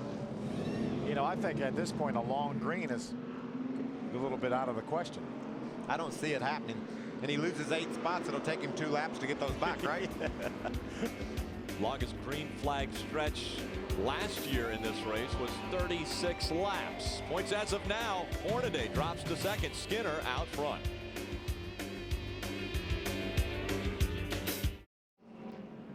Welcome back to Dover International Speedway, the AAA Insurance 200 under caution once again. This time for James Buscher and that electrical fire.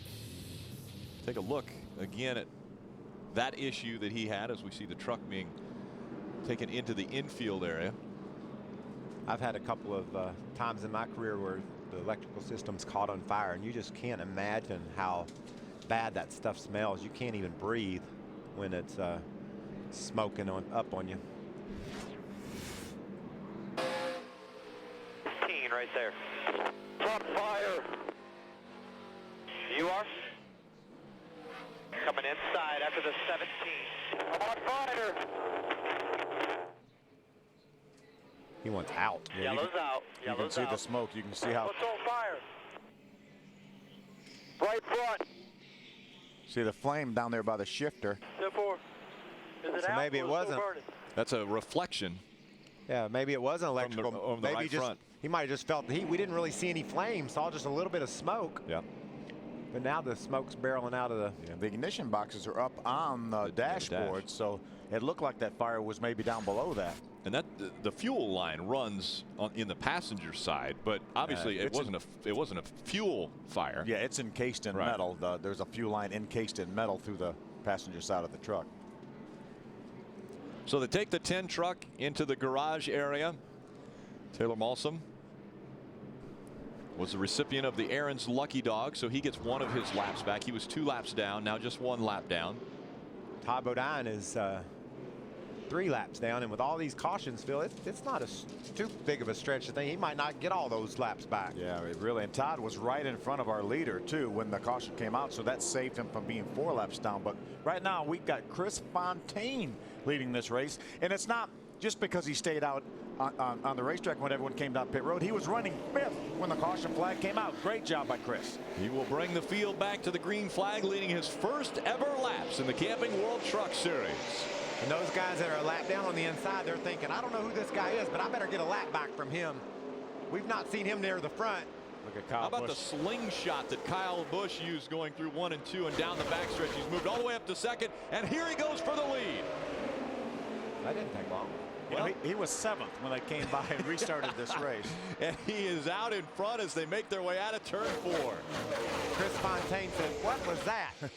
I mean, really, guys, how can he do it? How does he do it? Every time we've seen him pass 6, 7, 8 trucks on the restart. Well, he has a good truck for one thing. Leading and driving away. And he's so aggressive, and he just jumps out there. He said, if I can get me some clean racetrack, then I can run my pace. And so he tries to pass them all, and he does it in 1 lap. It's fun to watch, I'll tell you that. I know it's fun for me to watch because I know how darn hard it is to do. Impressive. Chad McCumbee running back there in the 5th spot, right? And guys, it was interesting on the last round of pit stops, they had a lug nut fall off, and Chad lost all kinds of track position. But he said the truck is very neutral right now, and he's real happy with it. He's been fighting his way back up through the field and having a real good battle right now with the 25. Adam? And how about the run for Chris Fontaine? He has been amazing today, currently riding 3rd. Pit strategy has been the key. He pitted at lap 81 for 4 tires. They have not been back since. He's got to be enjoying this ride at the front. And Adam, as we were talking about, he really has run well. It's not just because he stayed on the racetrack. He was running 5th against all these great drivers and teams right here on his own before the caution came out. And he's kind of steadied back out into the 5th spot now. Good battle right now. That's Johnny Sauter, the 13 truck on the inside. Terry Cook, the 25 on the outside. See Colin Brown run up the racetrack in that Conway Freight Ford. I bet he looks in the mirror and thinks he's glad he's in 5th. They were 2 and 3 wide right behind Chris Fontaine. To the CajunIndustries.com.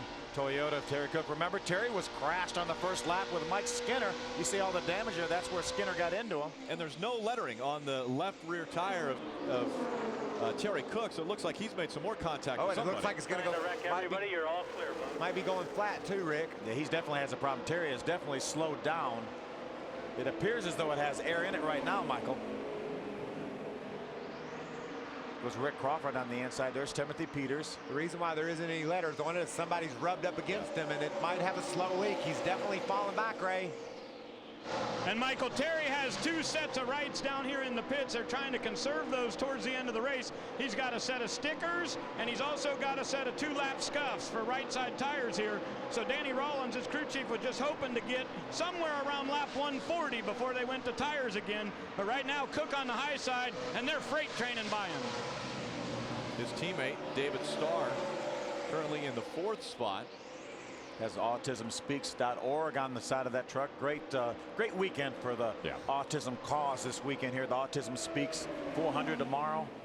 The golf tournament we had for Artie and his folks over Wilmington, Delaware on Thursday. What a great time that was. About all the NASCAR community was represented there. A bunch of football and hockey players. Just a really fun tournament. Everybody loves showing up for Artie Kepner. He just has so much passion for the Autism Speaks and Autism Awareness campaign. And amazingly enough, Jimmy Johnson continues to collect the hardware. That his team won that competition. They were like 16 strokes under or something, I believe.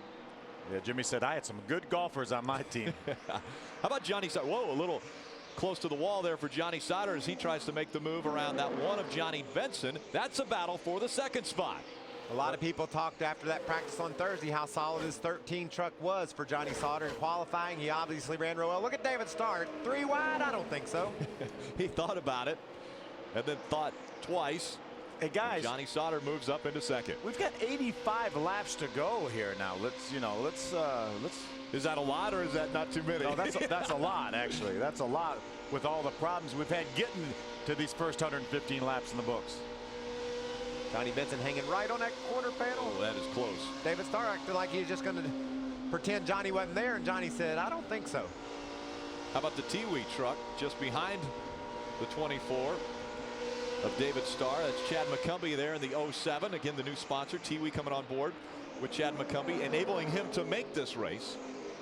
Colin Brown joins that battle right there on the inside. The Conway Ford. Adam, what's going on with David Starr's bunch? They have just had a great day of managing the race. David Starr qualified in the 14th position. A good run early. The last time they came down pit road, lap 102, I should say, when they took fuel only. He finds himself in the top 5, and they do have a set of tires left, Ray. Give you an update on Colin Brown and that Conway Ford. He was very, very tight off. When they came to the pits last time, they took some wedge out, put 4 tires on and fuel. That was at lap 102. And he said he really likes the way this truck is entering the corner right now. And you guys, you can see he's able to put it right down on the bottom of the racetrack. It looks also that he has a problem with his splitter on the front. Part of that splitter is gone from the front end of that Conway freight. Number 6. David Starr goes by Johnny Benson. That takes over the 3rd spot. Great run going for David Starr. Hey, Phil, we talked about this track not rubbering up. Look right here. Look what we're beginning to see now. See the difference in the color of the concrete where it's getting dark finally after half of this race? That's what we were looking for after the nationwide race to develop, and that's what Goodyear counts on to happen. The tires, the wear from the tires grinds into the track, so these trucks are running on rubber and concrete, and that's what's beginning to happen now. Tire wear should improve. And it's always been like that, so Goodyear counts on it because it's always been like that. That's the same situation that happened in Indianapolis last year. The track never rubbered in, and then we could only run 10 or 12 laps. Kyle Busch has led 75 laps already of this one, as 121 are in the books. Can he win again and become the first repeat winner at Dover International Speedway? Coverage of the NASCAR Camping World Truck Series on Speed is brought to you by Advance Auto Parts. Keep the wheels turning. By Herculiner, truck bed liners, where the tough comes easy. And by the Ford F-150. It's not just a pickup truck, it's a Ford F-150. Let's get caught up on what's taken place right from the drop of the green flag. Kyle Busch has made it 3 wide, 2 wide. He's running wherever they are not so he can get up front. Watch this save by Terry Cook and Mike Skinner. Incredible contact off of 4. Both of those guys did an incredible job saving them. Trouble early on for our point leader coming in, Ron Hornaday. He is still behind the wall as they continue to work on that 33 truck. Check out Buscher. He had let off the gas because of a caution flag, and as soon as he lets off, his right front tire blows out, saving him contact from that outside wall because the caution had blown. Another flat tire. Top 09 left rear had to come down pit road. Missed the commitment line right there. That cost him another pass-through penalty. Now he finds himself 2 laps down. Problems weren't over for James Buscher. A fire inside the cab of that truck, and so he climbs out. That brought out our 7th caution, our most recent. And again, the 33 still working on that truck. Our leader of this race, Kyle Busch. We've had 6 different leaders. 8 times they have swapped the lead. 7 cautions for 34 laps. And it seems like we now have some problems from Johnny Benson, Adam. In the top 5, and he just came on the radio and said, I think I have a right front going down. You see Benson in your screen here. The crew prepared to go over the wall and do service. Trip Bruce, the crew chief, said, when you come down, guys, do right sides only. They have a set and a half of tires left, so they will eat those right sides up right now. And Rocky Ryan, his spotter, just called him onto the pit lane. And how tough is this to pit under green? And now the caution on the Speedway. So this will be a bit of a break for Benson, who can come down, get the right side tires, and already a bit of damage on that right front fender. Yeah, I'm not sure that he can go around the racetrack. I think he's going to have to put the tires on. He's going to have to sacrifice a lap because he has to get that tire, because it would have destroyed that truck to keep riding around the racetrack. Look at the damage that has already been done to that number 1. They'll try to send him back out on the racetrack. The fans are sure getting a show here at Dover today. Under caution at lap 135 at Dover International Speedway. Middle of your screen, David Starr on pit road. He started outside the top 10. He has rallied to second. He will get 4 tires on this go-around. No changes. We anticipate he will be back for fuel, Ray. Right side tires for Kyle Busch, but they're trying to be very, very careful with the lug nuts here. They just glued this set up, and they were worried that they were not going to be able to get them on. Apparently, all 10 lug nuts are good. Busch will go away. That leaves him with a set of stickers. 4 tires left in the pits. Kyle Busch won the race off of pit road for the trucks that were on pit road. There's David Starr leaving pit road. Rick Crawford, Mike Skinner, Jarrett Fitzpatrick, Chad McCumbee, Johnny Sauter, Taylor Malsum. And he is our Aaron's lucky dog, so that puts Taylor back on the lead lap. That's his 2nd Aaron's lucky dog, Mikey. Doesn't matter how bad you're messed up, Aaron's can help you out. That 8 is, I mean, that E is backwards on that quarter panel, though. I think that's some sort of style. You think it's intentional? Yeah. Well, next Friday, the NASCAR Camping World Truck Series is only on speed. Be there as NASCAR's baddest and boldest stampede into Texas for a Lone Star State Showdown. Don't miss a minute of the action. Live coverage from Texas begins next Friday at 8:30 Eastern. NASCAR on speed. Be there, because we will be. Adam Alexander. We'll go to Adam. And now down to Ray. I'll pick it up, Rick, because we'll tell you about the 51 who's coming back for fuel here. But guys, this is probably not going to put him in the window to go all the way. And as I told you, they've got some stickers left here. But Doug George was more worried about the balance on the truck right here. And as you said, it certainly hasn't been too hard for Kyle to get back through the field. So he will get fuel here on lap 136. Well, Brian Scott just in front of Kyle Busch coming off of pit road. So that race won by Brian Scott. Let's see if he can stay in front of Kyle.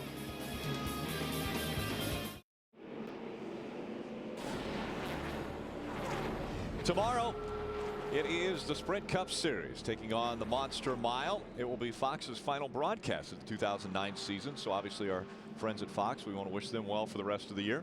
Race day will kick it off at 11:30 with all the stories from down in the garage area. You know what? There's actually even a story about old Billy Badbutt. Billy Badbutt. go up close and personal with Billy Badbutt. Yeah. I think you hired Billy Badbutt. He works over there. Let's go back down to pit road and Adam Alexander. And that last caution coming out, Johnny Benson, of course, cut a tire, was on pit road. You think you're on the lead lap and not being scored that way. Update us on your situation, Trip. Well, when the caution came out, we were on pit road, so we were in the commitment zone. And at that point, I figured the field was frozen, and we were still on the lead lap. We put our 4 tires on and went back out, came back in for fuel. Then I was told that we were a lap down.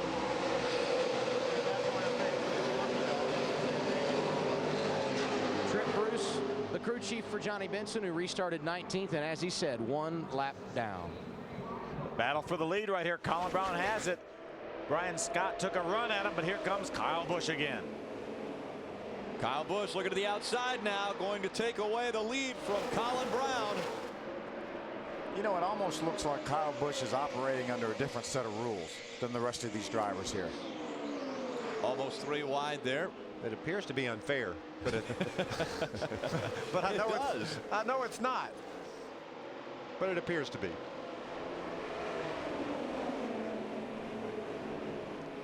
Yeah, NASCAR is confirming the fact that they believe that when the one truck was on pit road, he got lapped. And I watched him get lapped. He stopped in his box. Yeah, he stopped in his box. And the leaders went by, and he was changing 4 tires. You got to keep your momentum up. Even if he did have an argument at all, he would have lost that argument when they stopped in their box. So I'm sure he's a lap down, but he is currently the Aaron's lucky dog. If he could catch a caution here, get back in good shape. Todd Bodine, he's got a fast truck. He's 2 down, though. He needs to go up there and grab the spot away from Kyle Busch and get 1 lap down, so then he can be in running for the lucky dog. Does he have a fast enough truck to do that? Well, I don't know. Kyle Busch just ran a lap at 24.09. Well, there's Johnny Benson's lucky dog, and then now that will put Todd in position, even though he's 2 laps down, to get the Aaron's lucky dog if we get another quick caution. You know, I'm starting to see more. I think that's part of a splitter. Yeah, front of a splitter, and we've seen a few trucks that don't have their splitters. Yeah, well, parts of them. When you get a flat tire, then that loses all the ground clearance, and that's going to land on the splitter. Now, we saw Colin Brown without part of his splitter. We haven't seen him have a flat tire, but when these things hit the racetrack, that will bust these splitters. Take a look. Wow, look at that. Flying up in the air. It's Terry Cook going by. Matt Crafton dives to the inside. Looks like it may have come off the one of Johnny Benson. It was flopping around because of that right front tire issue he had earlier. Yeah, you can see he doesn't have part of his splitter there, and that'll hurt that truck tremendously if he does get his lap back, which he is going to get his lap back. That team will have to try to see if they can effect some repairs to that splitter. That splitter gives these trucks all their front downforce. That's how they get around the turns using the air, so he needs that splitter back. Yeah, what a great view of that right there. Now that is crystal clear on what's missing off that one truck. The lucky dog goes to the Aaron's lucky dog goes to that one of Johnny Benson. We'll be right back with more of the AAA Insurance 200 here on Speed. Closer to 2 than it is 1. Welcome back. About to go back to green flag racing. It's Kyle Busch, Colin Brown, Brian Scott, Rick Crawford, and David Starr. Your top 5, and they will start on the outside. We see Todd Bodine just on the inside line. He has scored 2 laps down right now. But he's got thoughts, Phil, of grabbing one of these laps back on the track. He wants to get by Kyle Busch right here so that he can be 1 lap down. He was fast enough earlier to get a lap back. We'll see if he can get around Kyle Busch. I feel funny saying, can he get around Kyle Busch? I don't think anyone can, but Todd's going to be more motivated to do so at this point in the race than anybody has all day. You know, and Kyle Busch may not push the issue either, because he has to save his stuff, and he may let Todd go if he gets there, because he knows he more than likely will not have to race Todd for the win. All Todd's trying to do right now is get back on the lead lap to try to salvage a good finish, and he could have a very good finish if he can get back on the lead lap. And here he goes for one of those laps right now, and Kyle didn't even fight him for it. Well, and I suspected that because we saw Kyle Busch just barely running fast enough to stay ahead of everybody. Is what he's done all day today. He goes from 8th to 1st in 1 lap, passes everybody in the field, and then just maintains a 6-8 truck length lead. You know what his plan is. Very smart race being conducted by Doug George, Kyle Busch, and this whole 51 team. He just puts it on cruise control. Now, the next caution that would come out if Todd Bodine is able to hang on to the position that he has right now in front of Kyle Busch, he would get the 1 lap back with the Aaron's lucky dog, and he would be on the lead lap. Absolutely. And again, he restarted just now 2 laps down, but was able to battle back and get one of those from Kyle Busch. I almost think that he knows that. He's got it figured out. I really do. Yeah. Let's do a top 10 drop back as we look a little deeper in our field. We'll begin with Ray Dunlap talking a little bit about Kyle. Well, guys, here's the situation for Kyle Busch. They plan on pitting one more time because they have stickers down here, and he is saying that he's thinking we're very, very close on being able to go the distance. Doug George told him, no, we will have to pit one more time. But guess what? Many of the trucks behind him don't plan on pitting again. So this could be a track position play. Like, for example, Colin Brown. Brown put on 2 tires on that last pit stop, and the same thing for the truck right behind him, Brian Scott. Those guys got their 2 tires. They're full of fuel, and they think they can go the distance. Let's check out on what's happening with Rick Crawford. The drivers running 4th and 5th feel they can go all the way as well. In fact, Rick Crawford has no tires left, so they will not come back to pit road. Last time they were in, back-to-back laps, 135 and 136, 4 tires, and then fuel right behind him. Exact same strategy for David Starr. But despite the fact they are good on fuel, we know how important tires are today. They do have a sticker set of right sides left should they need them, Ray. Johnny Sauter in that number 13 has a good truck today in his Fun Sand Chevrolet. He has said if we get a short run towards the end of this race, put a little extra air in the front tires. He's dragging the splitter right now, so Sauter plans on coming back to pit road for sure. And we also see Mike Skinner right behind him. What about him, Adam? Yeah, he's done a very nice job after an early issue. He finds himself in the 7th position. They have managed this race all day. I just talked to his crew chief, Eric Phillips, and he said, this thing is all about survival. They're 47 laps from getting that goal reached, right? Real good run for the 07 and the Green Light Racing team and Chad McCumbee. He has not posted a top 10 here at Dover. His best finish at 12th prior to that. McCumbee running an 8th right now. And again, they had that lug nut issue earlier, or he may even be further up in the field. Adam? It's been a tough day for Matt Crafton. When you look at what they have been through, at one time he thought his left shock, one of the shocks on the left side of that truck had gone bad. They ran to the garage, had one, were prepared to change it. They didn't do it. They have maintained track position and now find themselves in the top 10 yet again. Ray? J.R. Fitzpatrick and Dennis Setzer having a good race. Looks like Setzer may have just got by him, but here was the plan for John Monson, the new crew chief on that team. This is a track that J.R. Fitzpatrick had never been to before, so he wanted to give him 160 laps where he kept the truck tight enough, and in the final 4 he says, I'm going to let J.R. give it a rip and head for the front. Right now, Fitzpatrick currently being shown in 11th. Well, Ray, he had a close call just a few moments ago with the 60 of Stacy Compton. Watch this, JR on the outside. Stacy's going to slide up the racetrack, gets loose, has to chase it up the hill, makes a little bit of contact with JR. Stacy does a great job saving that truck. You know, I love check the way these guys all use evasive maneuvers. I mean, they got to get with it in a hurry. They don't know what's fixing to happen. Dennis Setzer ran into the wall trying to figure out what was going to happen. But, you know, Phil, I love these guys' optimism, saying they're set to go to the end of the race. We've had 2 runs in this race of green flag racing for 27 laps. And on the 28th lap, tires blew out. So they have more than 60-some laps to go to get to the checker when they restarted. I don't see it going that far before we see some tire issues. I don't either. You know, the guys talk about every truck in this field. Ooh, Terry Cook looks like a handful right there coming off the corner. I think every truck in this field, if they didn't have to pit, and Kyle Busch did because Doug George wants them to, I think he'd pass them all in 2 or 3 laps. So him pitting is going to be the way to play this race. Take a look at the difference we have up front. It is Kyle Busch in that 51. He has been dominant all day, even in the Nationwide Series race earlier, and dominant here in the truck race. We'll be back with more side-by-side racing from the Monster after this.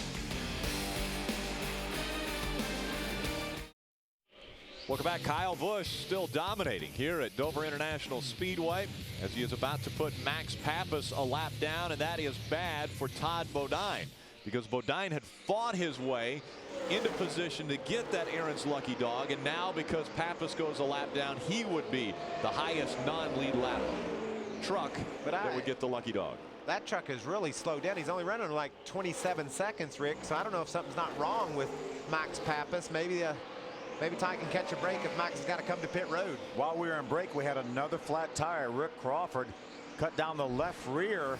He got this though by contact. Watch he and the 13 truck of yeah, pretty hard contact right there. That cut down Rick's left rear tire. He came down pit road, was busted for speeding entering the pits. That's just a bad break. He finds himself from racing inside the top 10. Check this contact out. Boom.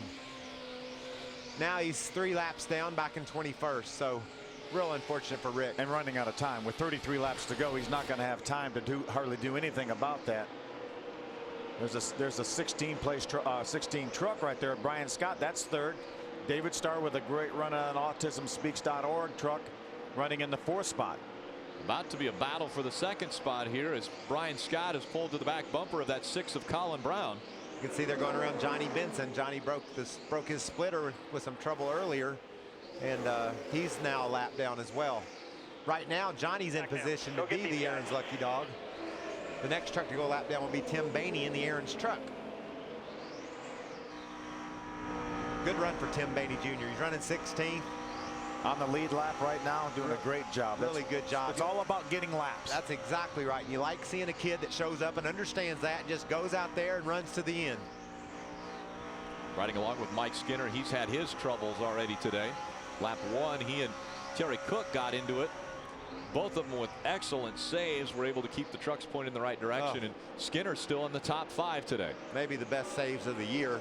That job that Terry Cook did, it was amazing in the initial contact, and how Skinner didn't turn into the outside wall. Just awesome driving by those guys. James Busher back on the racetrack. We saw him earlier jumping out of his truck because of a fire in the cockpit. James is being shown 40 laps down right now.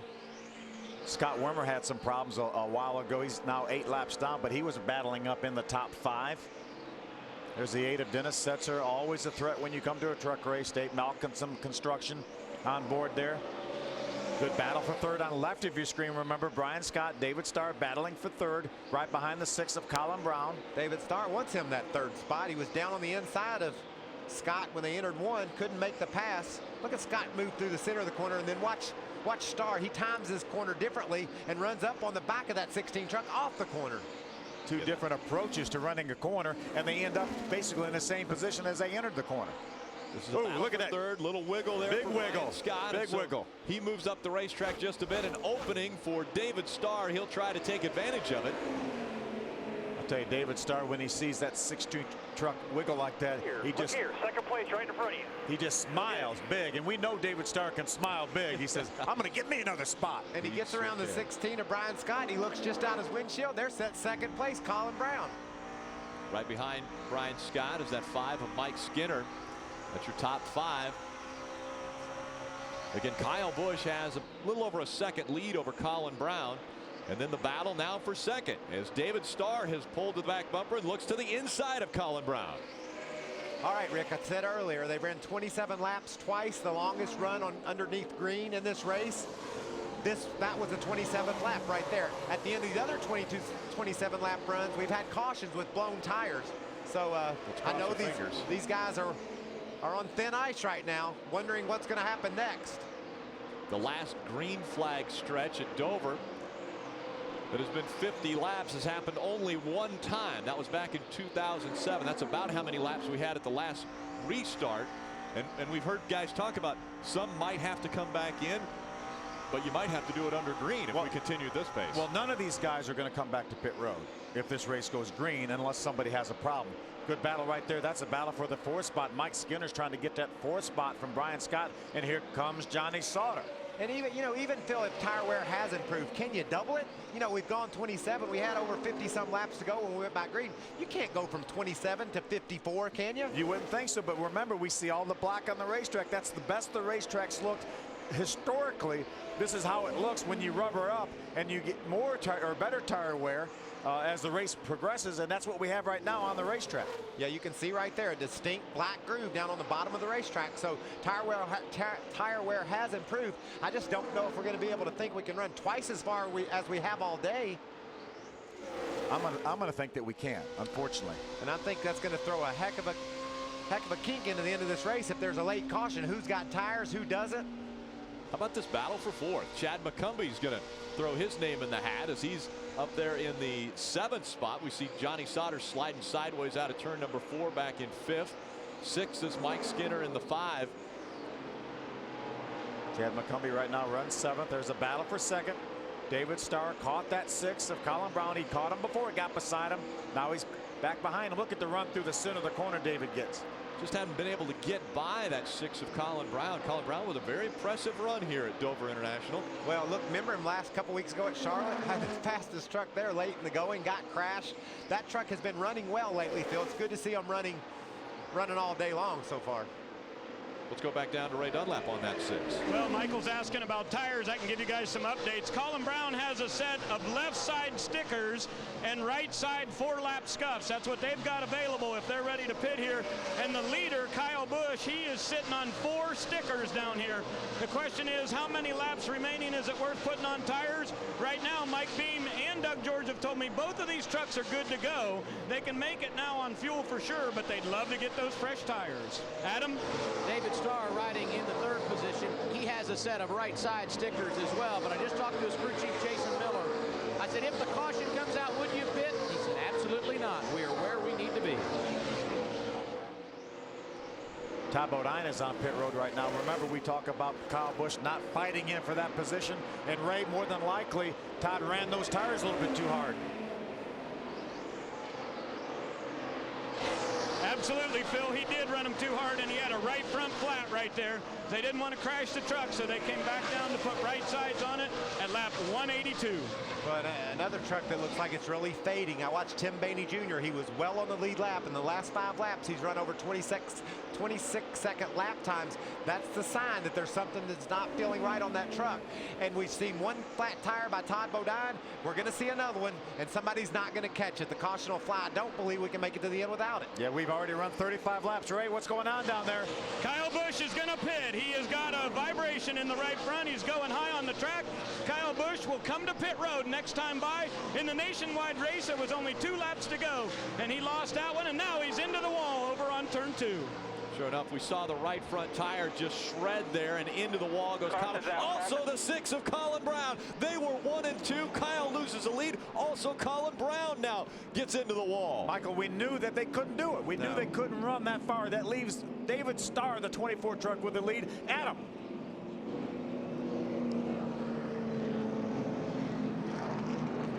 And David Starr just came on the radio and said he has got a right side tire going down. The good news for him, they do have a set of right side stickers. We have confirmed it is the right front tire, Ray. And the damage on the 6 truck is severe. I'm not sure they'll even be able to get that Conway Ford back to the track. Right side tires going on the 51 for Kyle Busch here. I'm not sure if they're just going to do 2 tires or not, but he is going to be mired deep into the field when we get ready to go back to green here. They're looking over the 6 truck down there, but guys, I'm not sure he can even get back out. The 6 is done. His right front tire wasn't even spinning. Kyle got fortunate, cut the tire on the straightaway, and then hit the wall gently off turn 2. So he got to pit road, got his tires. You know, you said he'd be mired deep in the field. It doesn't matter. As long as it hasn't so far. As long as that truck isn't hurt too bad, he can still win this darn race. So right now we see the 24 of David Starr in front of the field. Take a look at what happened here. This is Kyle Busch. Originally, we knew he was slowing down. He said he had a vibration. Look how much slower he's going right now than he would have been going. And when the tire goes, he still makes pretty significant contact with the outside wall. He thought he was okay at that point right there to get it on back to the pits. But fortunately, he just brushed that safer barrier. I don't think that's enough contact to hurt that truck. I believe he can get to pit road, pull the fender out, and still have a fast truck. You can see Colin Brown up ahead. He just barreled right into the outside wall. Mike Skinner goes by. Colin Brown inherits the lead and doesn't go 1 corner and loses the right front tire. But I think this truck's okay. Man, this is going to be crazy to watch. He's going to have to come from the tail end of the field, Phil, because he pitted before pit road was open. What's happening, Ray? They think they got a chance to fix this thing? Yeah, they're working on the right front corner. They're putting some Bear Bond on it, Michael, and also coming around, they're going to put left side tires on. As I told you, Kyle had a set of stickers here to put on this truck. So if they're able to get his downforce right in the front of this thing, hard to tell whether or not Kyle can run back through the field. But left side tires going on this Mikasuki Toyota right now. Kyle will go back to the racetrack, and we'll see what he's got. I think they've kept pit road closed because they're trying to figure out who's leading the race. You know, it looked as if maybe David Starr slowed down and Johnny Sauter and Brian Scott both passed him. I don't know if they slowed down because they thought they had a tire problem or if they saw the caution before Sauter did. We heard the report that David Starr felt like he had a right front tire going down too, so more than likely he did slow down. That happened just like it happened earlier. On lap 27, boom, tires started blowing. This time they went about 10 further, but you had to believe they couldn't have gone twice as far as they had all day. Take a look at the cautions at Dover. The fewest 4 happened twice. The most back in 2005 was 11, and already today we've had 10 with 14 laps to go. We definitely don't want to tie that record. Yeah, but I'm telling you right now, if I'm a crew chief of any one of those trucks on the racetrack, I've been paying attention. I know that we went 27 laps before tires started popping, and then we went a little bit farther this time. I absolutely would not leave my truck on the racetrack without coming in for tires. I don't care what. If I've got anything in the pit, I'm going to put it on my truck. These tires have got to be worn right to the edge of their life. How about short runs? We've got maybe when this restarts 10 laps to go. Guys like Brian Scott, David Starr, they've been good on short runs. If Kyle Busch's truck is drivable, if that did not do enough damage to make that truck undrivable, then he's going to be the favorite. I don't care where he restarts this race. And we know, although he's going to have to start behind every vehicle, we're going to have a single file restart. He will have to start behind every vehicle. Adam, they're all coming in, buddy. Indeed they are, Phil, and the guy who's going to lead him down, David Starr. We've told you a couple of times he still has a set of right side stickers remaining. Jason Miller said put them on here, take your time, and make sure you get it done correctly. And about 5 pit stalls in front of him, Mike Skinner will also pit. You see him bottom of your screen. He too has right side stickers they'll put on the tires and then fight it out on the racetrack, Ray. Johnny Sauter getting right sides also. His crew chief, Jason Overstreet, said we cannot take a chance of crashing this truck. Just ahead of him, we saw the T-Wee Chevrolet of Chad McCumbee coming down. They're going for right side tires also. Very, very busy down on this end of pit road, but as you guys probably noticed, the 16 stayed on the racetrack, and Jeff Hensley said, I'm going to make a gamble here. Buckle those tight belts up tight. We're going to go for the win. See, Look there. Ron Hornaday back on the racetrack. I'm telling you right, there were 4 trucks right now on the lead lap that stayed on the racetrack. Brian Scott, Dennis Setzer, Stacy Compton, and Jason White. That's a gamble. That's a big-time gamble. Huge gamble coming to the check. Go away, folks. It all comes down to the final 10 laps. How about earlier today in the nationwide race? Kyle Busch leading the final laps of the race on the restart. It was Joey Logano that got into the back of him, moved him up the racetrack. Brad Keselowski goes to victory lane. By the way, Joey Logano was his teammate. So how about today's race? Kyle Busch feels the vibration, slows down, but it still blows, and into the wall he goes. But that slowing down still gives him an opportunity of possibly winning this race. So you're saying I've got a chance? He's got a chance. No double downs in Dover. 9 different winners in 9 Camping World Truck Series races. Remember that Kyle Busch will have to start at the very tail end of the field because he pitted too early with that flat tire. And a single file restart inside of 20 laps. And he's going to be fun to watch. There's some trucks back there with him that have pulled out of the way due to the fact they have issues as well. So he's not exactly last. He's got 6 or 7 trucks behind him. People are. Looks like he's going to start behind the 14 of Rick Crawford. Now, making the gamble out in front. Dennis Setzer, Brian Scott. We'll see if Brian Scott can hold off the field. Green flag in the air. I sure do like Stacy Compton's chances. Whoever came to pit road is going to win this race. Yeah, remember, 4 trucks stayed out. We may not be done with tire issues yet either, Michael. Look at Kyle Busch around the outside. He already is inside the top 10. Excuse me, Taylor Malsom. I'll be up to your right. There's Kyle Busch looking to make it 3 wide. Chris Fontaine in the middle, Taylor Malsom in the middle, or on the inside.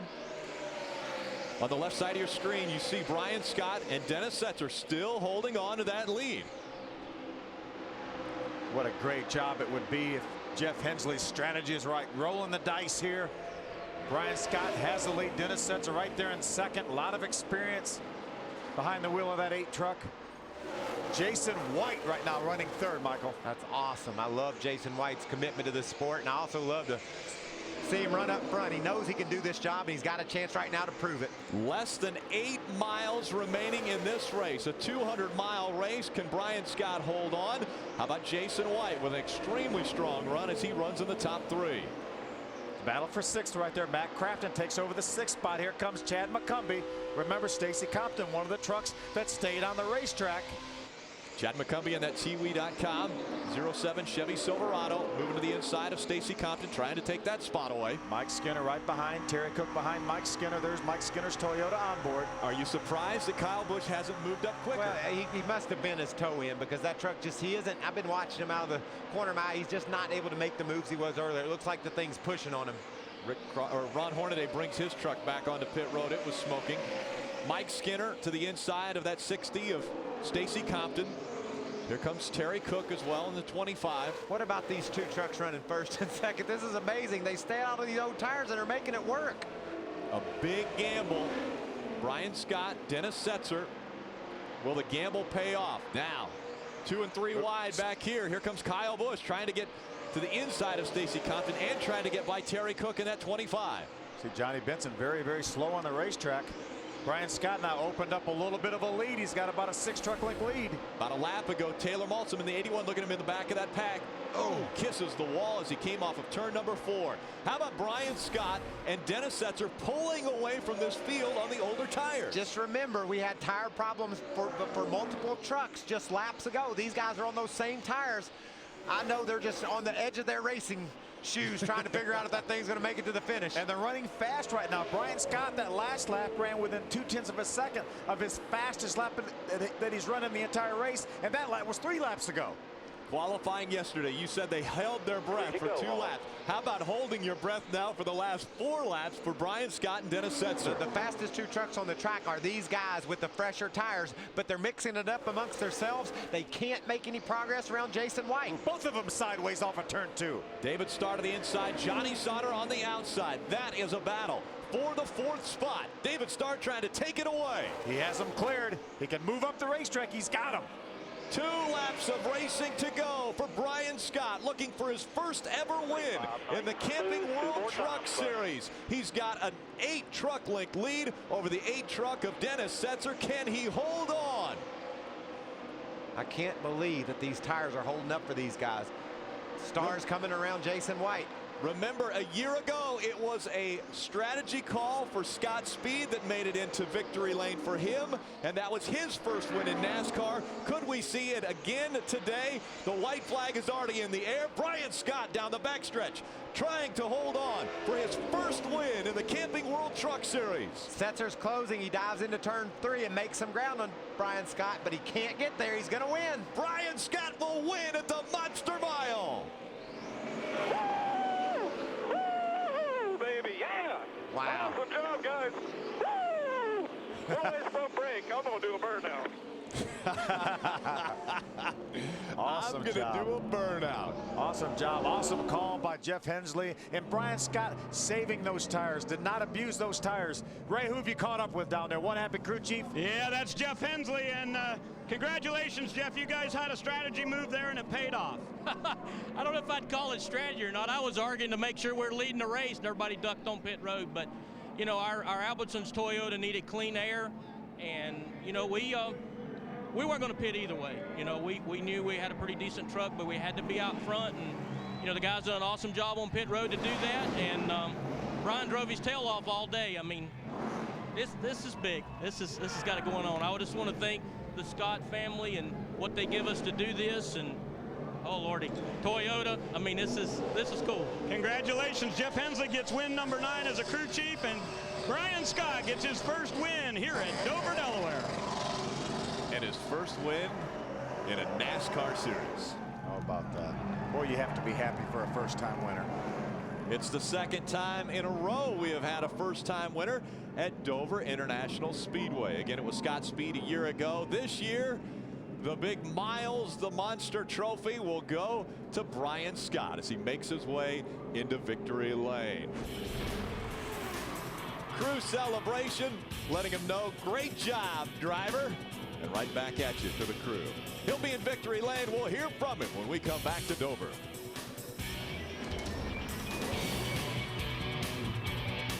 Ready? Brian Scott in his 39th start comes to victory lane in the Camping World Truck Series. His previous best finish, a 2nd at Homestead, but today he is the victor. How's it feel, man? God, it feels great, man. It's been a long time coming. I got to thank everybody. I got to thank everybody in Idaho. I got to thank my dad. Thank you, Dad. Thanks, Mom. Thanks, everybody. This is awesome. Thanks, the fans, for coming out. God, that was awesome. Ryan, talk about this team and the building that you guys have gone through, because just from the middle of last year to now, it's amazing the progress that you as a driver and this team has made. I can't take any credit. It's all these guys. Everybody's standing behind me. All the support, Albertsons, Toyota. Oh, man, it's great. Jeff Hensley can put together a great team. And, man, it's been awesome. I can't thank everybody for sticking with me through the years, and everybody who's now my fan. Thank you. A Budweiser shower for Brian Scott. He's in victory lane at Dover. And Dennis Setzer finished right behind him. This was not one of those, you unload off the truck, it's great, and you make no changes all weekend. Are you surprised to be standing here in the runner-up position? Man, buddy. Thank you, buddy. Congratulations from crew chief Randy Dean. Yeah, Randy Dean, he done a great job. You know, we kind of struggled a little bit during practice all weekend. He changed this thing right before qualifying, last run out. Got on something pretty good and then kept adjusting on it all day right there. You know, I'm just really proud of these guys. They had great stops, great strategy all day. You know, the opportunity from Dave Malcolm, he's brought this truck here this year again. Been here 2 or 3 years now, and has a great team together, just looking for sponsors to continue this thing on right there. They've got a great team assembled, and Dave's a great racer. Just race out of his heart, and that's a dying breed in this series right here. We've had a lot of them be here. I've drove for a lot of them, Bob Keselowski and people like that that's went on out of the series and stuff, but Dave Malcolmson's right up there with some of the best owners there is in this series, and we need to get him a sponsor for this truck, continue on the rest of the year. A season best for Dennis Setzer, runner-up at the Monster Mile. Take a look at our point standings. After 7 races of the 2009 season, Ron Hornaday coming back out after he had issues early on, holds on to the lead. Mike Skinner just 27 points back. 56 points separate our top 4. And how about Brian Scott in the top 5, 107 points back with his first win. The 21-year-old out of Boise, Idaho, finds victory lane for the first time in his NASCAR career. And it looks like just the start of a good thing here for Brian.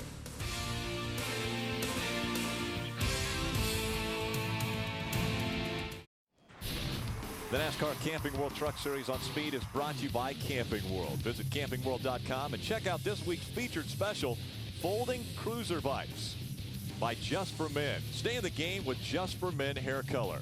And by Z-Max, performance you can feel. 6 different winner in victory lane in 2009. And now let's take a look at tonight's Stay in the Game with Just for Men hair color moment.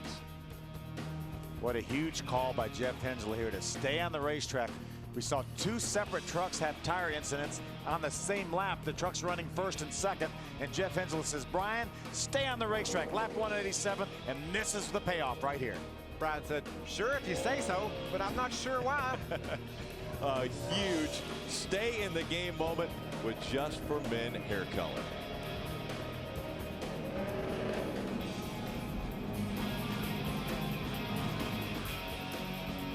No double downs in Dover. That's right. 10 different races, 10 different winners. Let's go down to 3rd place. David Stars with Adam Alexander. Second top 5 of the year for this 24 bunch, but you came to pit road for tires late. I thought that might be the difference. What did it take at the end if you were going to have a chance to win that thing? Well, first of all, I'd like to say hello to my wife and my son, David Jr., back at home in Dallas. And tell you what, our Zachary Toyota Tundra was awesome today. At Zachary, it takes a force. And at HT Motorsports, man, I tell you, we all work together. My crew chief, Jason Miller, our engineer Slash, Jim Harris, Terry Cook, all working together. But man, our truck was strong and was fighting right there with the 6 truck trying to get by him. And we saw Kyle Busch had a flat, and then the 6 truck had a flat. And right when the 6 truck had a flat, my truck had a flat. We came to pit road. We got lucky. The caution came out. We got down to pit road, took on 2 right side tires. But when we got back up on the racetrack, it just wouldn't turn when you got down in the corners. So I just couldn't get by them guys quick enough. And the first and second took off, and we just couldn't catch them. But a lot of momentum going into Texas next week. And I tell you, our 24 Zachary Toyota Tundra is getting tougher every week, so we're pretty excited. Second straight top 10, Ray. Hey, Adam, how about this Gunbroker team? Jason White brings the bullet to the racetrack and a 4th place finish. How about that? Ray, it's unbelievable, man. You know, I got to thank Gunbroker.com first of all. Thank everybody for supporting me. And this team's just such a small budget team, and these guys work so hard to get a top 5 here today. A 4th place is just awesome, Ray. And Steve, wish you were here. Dwayne, wish you were here. Can't believe you missed it, man, but it's still cool. But man, what a great day, and I love this track. Congratulations. His previous best finish was a 10th. Jason White comes home 4th at Dover. Take a look at our unofficial results. Again, it's Brian Scott at victory lane continuing to celebrate. Didn't you just love the enthusiasm from our first 3 or 4 finishers? They were just so happy to post the result that they did. I'm surprised Jason White didn't offer up free drinks at Red Rocks or something as enthusiastic as he was. 15 ended up on the lead lap.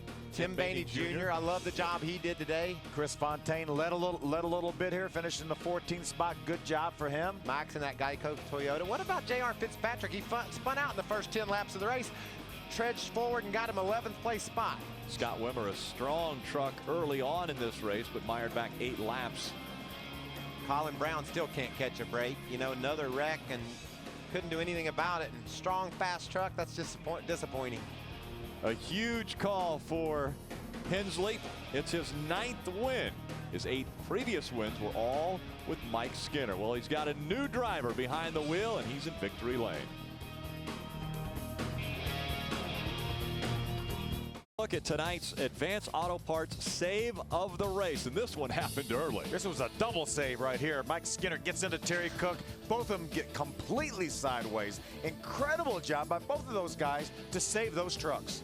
Check this out. Cook hits the wall and Skinner at the same time and somehow winds up heading in the right direction. Unbelievable. And look at Skinner. It takes him all the way till he gets to turn 1 to get that truck straight. I believe I put that on my resume. That's big stuff there. The save of the race was brought to you by Advance Auto Parts. Keep the wheels turning, and that's exactly what both of those drivers did. There's Miles. Miles getting his picture taken. Liarte, one of the Toyota engineers, in victory lane getting pictures as well. Let's go to 5th place finisher Johnny Sodders with Adam Alexander.